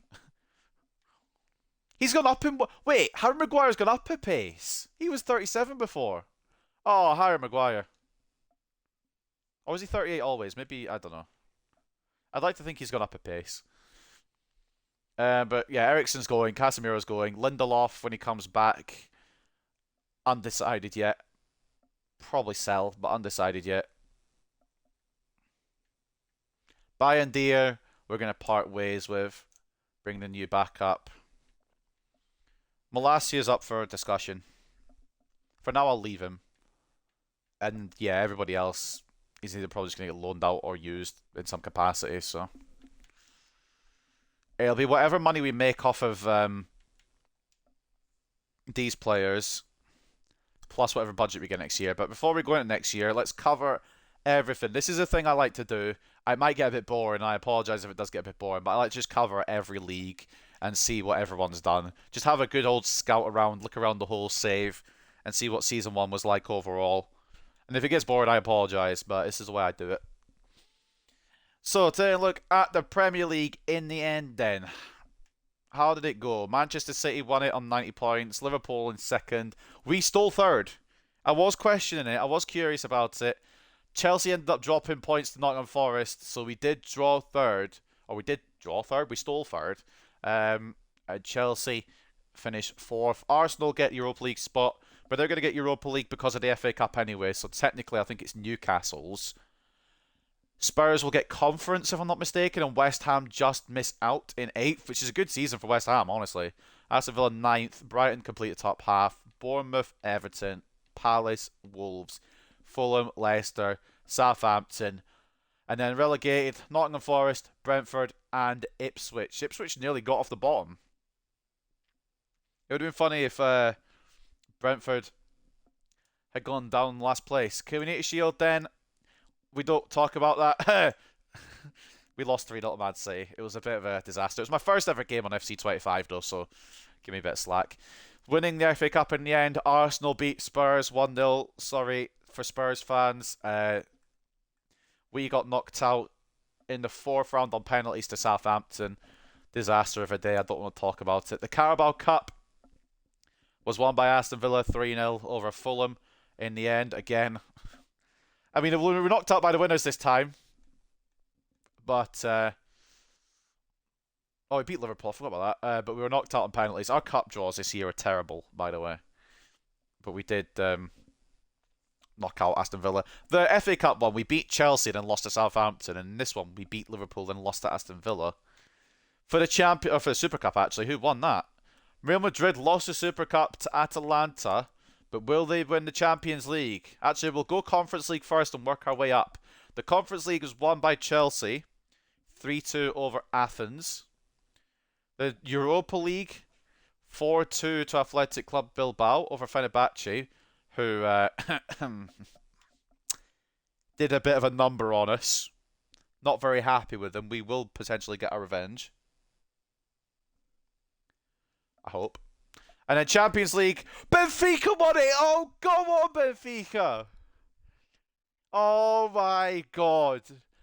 Season 1, Benfica won the Champions League. Holy shit. What was their run to the final then? I'm curious. League phase, they came 8th. They just made it in automatically. Who did they beat? Why has it got the Europa League background? Whatever, fucking stupid game. They beat Lille in the round of 16. They beat Atletico in the quarterfinals on penalties. They beat Milan in the semi-finals. And then Benfica went and only won the whole bloody thing. What about you win fucking finals, Real Madrid? You don't win finals against Benfica. Oh, well, that's a turn up for the books. It's not what I expected out of those two. But on penalties, Benfica, that team that we scouted, won the champ. Well, we can't sign anyone from Benfica now. I mean, they're Champions League winners. They're defending the title. We can't go there and say excuse me, because they're going to say no, sorry. No, sorry, we've got the Champions League. You're not having it. Alright, so I'll read the top 10 and then just scroll down the rest. Actually, I'll read the top 5 and then scroll down the rest because top 10 will take too long. Fulkrug and Hoyland shared a golden boot in the end. I'd say Hoyland gets it because he done it in less matches, but I don't think that's how it works. Haaland in third. Gordon and João Pedro joint after that, joint fourth. And the rest of the scorers look like this. We've got any more United scorers in here, potentially. Alejandro Garnacho in there, 13. 19th place in the top scorers. For the assists, we kind of run the show there. Bruno Fernandes with 18, Alejandro Garnacho with 15, Phil Foden with 13, Højlund with 12, despite being a goal machine, De Bruyne with 11, and then anyone else featuring for Man United? Marcus Rashford on 7, didn't have a greatest of seasons to be honest. Anthony even snuck in on 6 in just 15 appearances. Clean sheets, joint top. Ederson 13, Onana 13, Alisson 12, Olsen for Villa. That's where he sucked, but he got 9 clean sheets, and then Ramiro with 8 for Chelsea, and the rest of the clean sheet holders. I don't think we'll have anyone else in here because we didn't use Bayern in the Premier League. Holy jeez, ain't no way Benfica won the final in pens. Yeah, I'm surprised personally, very surprised. But I'm not like against it, to be honest. I don't mind a bit of a surprise in my career modes. Red cards, and Nkunku got 2, Eze got 2, Gehi got 2, Garner got 2. I think we got a couple along the way. We might just have avoided... Oh no, Rashford's there. I was going to say we might have avoided the list, but we didn't. Rashford's there. I'm pretty sure Mazraoui got 1, but it wasn't in the Premier League, so we can escape that. I'm not going to look at all the stats from the Europa League and that. It's just the Premier League I'm going to look at. And then the yellow cards. I don't think we have anybody in here that got this many. Usually I'm quite composed unless I lose my head. And then it just... The composure goes out completely. Right then, let's take a look how everybody else did then. First league to look at, the Argentinian league. River Plate, top of that, 49 points. I don't know sometimes when the season's ended or if it's continuing, so I'm just going to read the top 4 and then the bottom 3, unless it tells me otherwise. It does say CONMEBOL, so I might read those as well. Villette Sarsfield, Estudiantes and San Lorenzo, the top 4. Racing Club and Independiente get CONMEBOL? Fair enough, mate. Boca Juniors in 9th. And the bottom 3, I don't think the season's ended yet because not all played each other, but Gimnasia, Dep Riestra, and Ind Rivadavia. I think there's someone was trying to sign one of our players from there. I'm going to struggle through a lot of this, I think. Sydney win the A-League. Wellington Phoenix also in there. The promotion playoffs, I don't know how many teams get in there, but Melbourne Victory, MacArthur, Melbourne City, Auckland, Brisbane Roar, Perth Glory. I think there's 6 teams in there, if I'm not mistaken. And the bottom 3 ends up with Central Coast, Western United, and Newcastle Jets. For the Austrian Bundesliga, next stage. I didn't know the next stage. I mean, Salzburg have won it. LASK, Sturm Graz, and Wolfsberger, top 4. Bottom 3 is Altac, Hartberg, and Grazer. Or Grazer, I don't even pronounce it. Grazer. Belgian League is won by Royal Antwerp. They come top 59 points. Anderlecht, Royal Union, St. Galois in 3rd, and Club Brugge in 4th. Bottom 3 in Belgium goes to Kortrijk, Leuven, and Beerschot, which is quite a cool name, isn't it? Beerschot. The Chinese Super League then. Shanghai Shenhua sit top of that. Beijing, Shanghai Port, and Chengdu top 4. Bottom 3 is Qingdao West Coast, Qingdao Hainu, and SZ Peng City. There's a lot of teams I didn't even know existed, let alone fucking I can read. Copenhagen win the Danish League. I think they're top of it anyway. Well, they are top of it. I don't know if it's over. I'm just going to assume they've won it. AGF, Brøndby, and Viborg complete the top 4. Bottom 3 goes to AAB, Vela Bold Club, and Sunder Jysk. Try my best here. I'm giving it my all. Coming up from the Championship, I can read these teams. Don't worry. These teams are readable. West Brom win the Championship with Luton coming in 2nd. Leeds are falling apart again. 20 draws mean that they're involved in the playoff fight between themselves. Hull City can make a return to the Premier League. I'd love to see that for next season. Norwich and Middlesbrough complete the top 6. Burnley didn't even get in. Who else got relegated? Burnley, Luton, and Sheffield, wasn't it? Where was Sheffield? 12th. Fucking hell. Bottom three, Oxford, Portsmouth and Plymouth go down to League One. Bishop manager is Dirk Kuyt. That's fucking insane. I love that. Birmingham destroy League One to the surprise of nobody. Huddersfield will go up with them.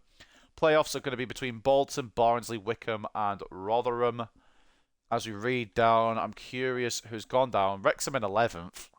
Did Stockport stay up? Stockport just stayed up. Mansfield, Burton, Exeter and Shrewsbury all go down to League Two. Now, did Bradford get promoted? No, they're not even in the conversation. MK Dons win the league. Port Vale and Colchester go up automatically. And one of Barrow, Gillingham, Tranmere and Walsall will go up as well. Bradford came 9th. You know what? Above Notts County, I don't hate it. Above Chesterfield as well, that's fine. Bottom two, who would go to the National League, Accrington and Bromley. But, of course, there's no National League in FC25. Not Portsmouth. Unfortunately, Portsmouth do go down. For the first time ever, the Barclays Women's Super League, Manchester City are top of that. Invincibles as they win the Women's Super League. Chelsea, Arsenal and Manchester United complete the top four. Bottom three, probably going down. Aston Villa, Leicester and Liverpool. Oh, it's so good to see Liverpool at the bottom of the table. Even if it's not the bottom of the table I want them to be on. It is funny. Liga and McDonald's was won by PSG, but my God, did Monaco run them close. Monaco get Champions League. Marseille, I think, do as well. Lille get Europa League, and Lens get Conference by the look of this format. I could be wrong. Fuck knows. It says on the screen. I'm just reading what I see on the screen. Relegation playoffs. Angers go into that with Saint Etienne and Auxerre going down. In the Arkema Premier League, I believe this is a women's French Premier League. PSG win that as well. Lyon, Paris and FC Fleury are the top four. Bottom three are Stade de Reims, Nantes and Saint Etienne. So Saint Etienne, both their teams got relegated. Pick a fucking struggle.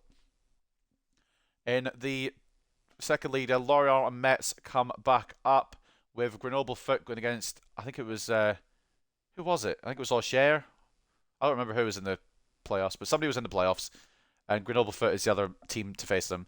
Paris don't make it up to play Paris, which sucks. And the bottom three, Red Star FC, Martigues and Annecy. I never knew Pau FC was in France. I thought that was Roma. Or Romania. I know what I'm on about. Is there only 2 Bundesligas or is there 3? Well, we'll read the third one first. It makes more sense. Saarbrücken win the third Bundesliga with Hansa Rostock going up as well. The rest of the teams look like this. I think it's 6 teams that go in the playoffs. Bielefeld, Ingolstadt, Sandhausen, 1816 Munich, Waldhof and Wiesbaden. And then the bottom 3, they can't get relegated because there's not a 4th league in here. But Osnabrück, Stuttgart 2 and Werl finish bottom 3. For the second Bundesliga then, working our way up. Cologne go into the Bundesliga alongside Hertha Berlin. I believe it's 6 again. I could be wrong. But Dusseldorf, Schalke, Hamburg, Darmstadt. Oh no, it isn't. It's the promotion and relegation. I'm an idiot. It's the promotion and relegation thing. Ignore me completely. Dusseldorf will go into the promotion battle. And for fucking this one, it'll be Bielefeld. I'm an idiot. Don't worry. I've remembered now. And then in the Google Pixel from Bundesliga, I'm presuming this is the Women's Bundesliga. I could be wrong. Frauen means women, I think, or Fraulein or something like that. I don't know my languages. Wolfsburg win it anyway. Bayern, Frankfurt, and Werder Bremen complete the top 4. Bottom 3 are Freiburg, Karl Zeiss Jena, and Turbine Potsdam. In the actual Bundesliga, well, I can't say the actual, I mean the men's Bundesliga, I don't want to sound sexist. Leverkusen come top and win that for the second season in a row, technically. Leipzig, Borussia Dortmund, and Bayern Munich complete the top 4. Stuttgart get Europa League, Frankfurt get Conference, reading Dan. St. Pauli will go to the relegation playoff. Bochum and Holstein Kiel get relegated. We're getting there. We're on our way through. I wish EA would add the National League. Yeah, I wish they would as well, but they'd probably add other leagues before they add the National League, to be honest with you. I feel like other leagues will probably get priority first. For the Indian League, Mohan Bagan SG with it, with East Bengal, Bengaluru, and Kerala Blasters the top 4. I don't know how continental stuff works. Sue me, I don't watch Indian football. Northeast United, Hyderabad, and Mohammedan are the bottom three. Syria and Eleve, this is probably the women again, I think. Or is it the men? It might be the men. I don't know. Milan win the league anyway, so Chukwueze is out the question. Juventus, Inter Milan, well, Lombardia, and Napoli win complete top four. So Napoli players probably out the questions as well. So Skelia. Down the bottom end, Como stay in 10th. They still have Varane in this alternate universe. Udinese, Empoli, and Venezia go down. That is just the Serie A. Serie B, Cremonese and Bari go up to the Serie A. I don't remember how it works in Italy, so I'm just going to assume it's the four teams. Palermo, Sampdoria, Sassuolo, and Spezia in the playoffs. Again, I'm just a very avid watcher of the English Premier League, and that's about it. Montova, Brescia, and SS Juve Stabia, bottom three. And even then, I don't really watch because it's Manchester United. I'd rather put fucking knives in my eyes, I think, at this point. Feyenoord win the league in the Netherlands with Ajax getting a Champions League spot. PSV getting Conference League, and Nijmegen getting top four.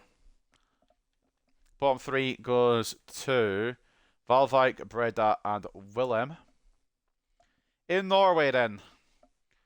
Bodo Glimt top of that. I know they're halfway through the season. They start in January, but they're undefeated at the moment. Rosenborg, Strømsgodset, and Molde at the top four right now. With Fredrikstad, Tromsø, and Odds BK at the bottom. There's a few that I know they're halfway through the season. There's a few that I don't know. Legia Warsaw have won the Polish Ekstraklasa with Slak, Wrocław, Lech Poznan, and Rakow the top four. I'm pretty sure Rakow came in for one of our shit players as well. So goodness knows what the Polish league level is. Wisła Łódź, Puchka, and Motor Lublin, bottom three. In the Liga Portugal, then, Sporting got Champions League, so we probably can't sign a Hjulmand unless, I don't know.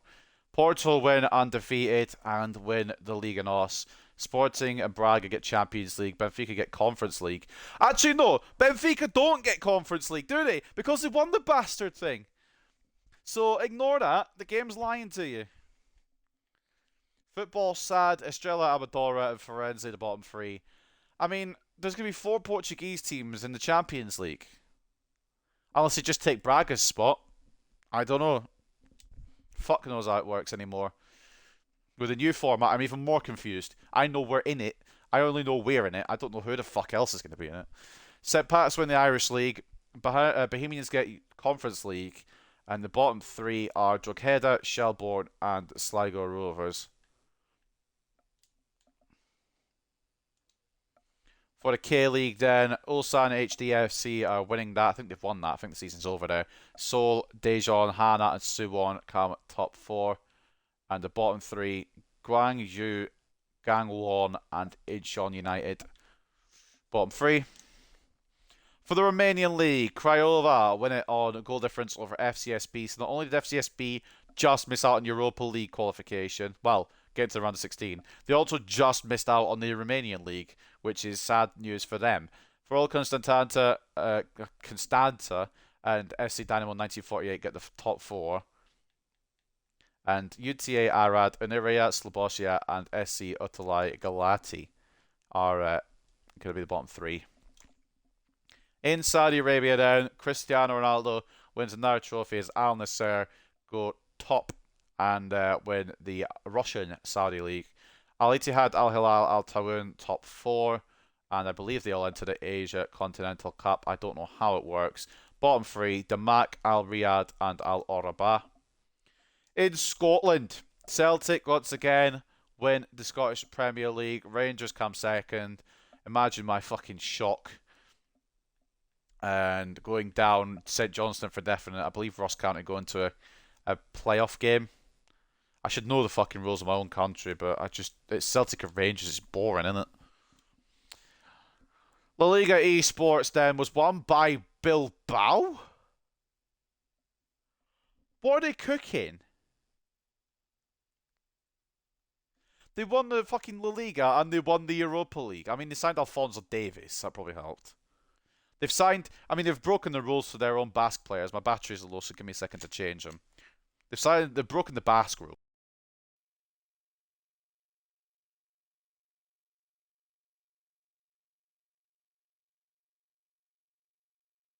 They've won the fucking. They've won the La Liga. Real Madrid, Barcelona, Atletico Madrid get Champions League. Real Betis get Europa League. Real Sociedad get Conference, but I don't think Kubo would want to play Conference, would he? Wink, wink, nudge, nudge, potentially. Valencia nearly getting relegated. Fuck me. But the teams that do go down, Leganes, Deportivo Alaves, and Espanyol. In a second, La Liga high promotion. Cadiz win that. Eibar also go up with I'm guessing it's 4 teams again. Elche, Real Zaragoza, Oviedo, and Almeria in the playoffs. If there's any more, I apologise. Football knowledge is in the bin. Racing de Ferrol got 17th with Mr. Roman Bowman. Can't complain about that. Cordoba, Eldez, and Castellon go down, or would go down, if there was a third league. And in the La Liga female league, I'm guessing F means female. Barcelona win that. Atletico Madrid, Real Madrid, and Athletic Club Bilbao, the top 4. So it's the same 4 teams, just in a different order. As we read down, the bottom 3 are Eibar, Espanyol, and Deportivo. I think that's Le Coruña, so it's a different Deportivo, but still not very good from either of the Deportivos. In Sweden, Malmo top of the league. I know their season's halfway through. They're undefeated currently. Häcken, Norrköping, and Kalmar the top 4, with the bottom 3. Västerås, Brom, Pikarna, and Mjölby. And then the Credit Suisse Super League. We're nearly there. We're nearly there. BSC Young Boys win that. St. Gallen, Servette, and FC Basel top 4. I'm pretty sure we sent somebody to Lugano. I believe that was Riley Barton. They came 6th. Good little effort there from Riley Barton and the boys. Sion, Zurich, and Zurich again. One's a GC, one's an FC. They're going in the bottom 3. Imagine having 2 teams both in the bottom 3. Couldn't be me. Bastards win Fenerbahce win the Trendyol Super League. Jose Mourinho tactically masterclassing us and every team in the Turkish league. Galatasaray get Champions League, so we'll see them again. Besiktas get Europa League, so we won't see them again. And Trabzonspor get Conference League, so we definitely won't see them again. Fucking, if we ever get into Conference League, I'll just hand my P45 in. Samsun Sport, Alanyaspor, and Antalyaspor are bottom 3. And nearly there, 2 more. America this time. At the moment, obviously, it is mid-season. Inter Miami sit top. Lionel Messi's Inter Miami. Top 4 are LAFC, Orlando, and New England. As we read down, I'm using the wrong stick. I've done fucking so many leagues and I've started using the wrong stick. All the way down at the bottom. Charlotte, Philadelphia, and Austin in the bottom 3. No wonder Charlotte want my players. Although, actually, it was Atlanta that ended up getting Mohamed Sam. And finally, my voice is going, so it's good that we're getting to the end. The Women's Super League in America. Portland Thorns, KC Current, Washington Spirit, and Orlando Pride sit in the top 4. With the bottom 3, Seattle Reign, Louisville, I don't know what RAC means, Racing Louisville maybe? And then Utah Royals, or Utah Royals, as they would usually say, are the bottom 3. So we've gone through all the leagues, we've gone through everything else. I'm going to read the stats of the players, and then that's us. I can't check the growth of each player, unfortunately, because they took that feature out, which is very fucking stupid. Why can't I see how much my player has grown? Like, you can see what rating they are now, but you can't see what they started at, which is very dumb. EA, you're idiots. But anyway, take a look then at the best stats. Top goal scorer this season, actually top appearance maker, I think it was Alejandro Garnacho. No, it was Diogo Dallo with 52 appearances, Onana with 50, Martinez and Garnacho with 49, and no wonder Garnacho got a lot, but we'll get to that in a moment. Top contributor, top scorer was Rasmus Højlund, 29 in 44, as well as 25 and 33 in the Premier League. Garnacho with 18, Rashford with 13, Xerxes with 13. Expect a bit more from you next year, big man, alright? That's all I'm saying. We're going to give you one more season to be a capable helper of Højlund, or even, like, better than him, perhaps. And then we'll get a striker in for season 3 if you don't fucking match up. Ahmad with 10, Bruno with 10, Sancho with 8 out on loan at Chelsea, Anthony with 7, which is mad for him because he's Anthony, Kobe with 3, and I'm pretty sure all of them came in the last few games, De Ligt with 2, Agarte with 2, Eriksen with 2, Maguire with 1, Mount with 1, Casemiro with 1. It's a lot of reading. I can't do all this reading. Garnacho with 20 assists gets the most, just ahead of Bruno Fernandes, but most of Bruno's came in the Premier League. It's 20 for Garnacho, 19 for Bruno, 14 for Højlund, 9 for Rashford, 8 for Xerxes, 7 for Anthony, 5 for Agarte, 4 each for Dalot and Mount, 3 for Casemiro and Matt's right, 2 for Sancho out on loan, 2 for Ahmad, 2 for Eriksen, 1 for Mainu and Shaw, and the most clean sheets, Andre Onana with 17. That he had Dalot, Ugarte, and Garnacho to thank most of the time because they got 14 each. Those are the stats. The attributes look like this. I wish you could check the growth, but you can't. So I'm not going to read out all the numbers. We're just going to slowly scroll through, and you can see the attributes. You can see how everyone's doing. I'm not going to fucking read all of the numbers out because it doesn't show the growth anymore because EA is stupid. But you can see kind of where everyone's at. And what everyone can still do, perhaps. I'm just showing you stats. Yeah, Johnny Evans, 19 pace. I don't understand why you took out seeing how much growth you can get. De Ligt's an 87, by the way. Would like to work on him a bit more, but it looks like he's hit his potential. Dalot's hit his potential. Maz has hit his potential. I mean, going into next season, they might upgrade the potentials. Kobe Mainu, look at that. 5-star, 5-star.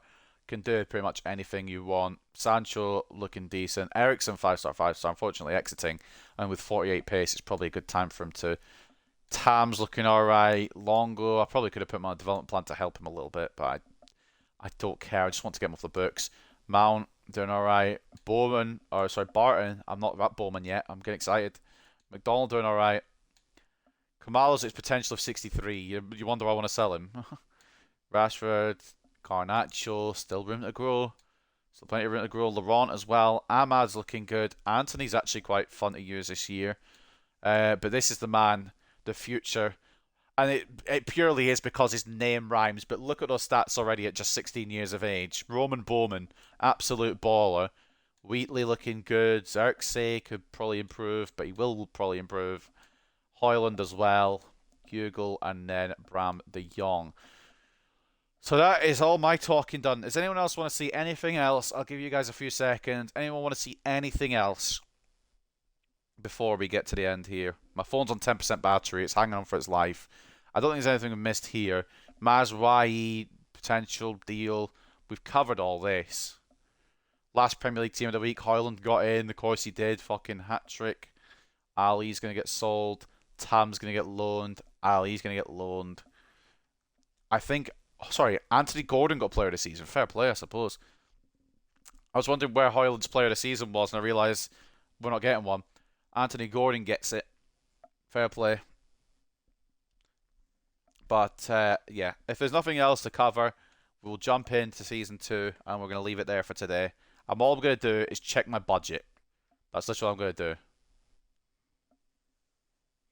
Sorry, what? They say Bayern regarded as one of the stronger players on paper. He was shit this season. Right, so to cover up everything. In the competitions, Premier League, we came third. Community Shield, we lost. FA Cup, we got to the 4th round. Carabao Cup, we got to the 4th round. And Europa League, we got to round of 16. Room for improvement, I think, is what is being said here. But not a bad first season. We've secured Champions League football for Season 2. Probably won't come as a surprise to you. I'm not totally satisfied. Well, yeah, cry about it, man. I got you top 4. We're hoping for clear commit as well as better results from you. We aren't minded to rush into a decision on your future. And we would like you to remain in post for next season. Let's fucking go into Season 2. So we'll probably see Eriksen walk out here. Or one of the loan deals go through here. I'm going to... off-screen do all the development plans and potentially set up or I probably will set up a youth academy. I'll go into a Discord that I'm in and I will ask for countries to be scouted, etc. But there goes Christian Eriksen to end Season 1. The send-off.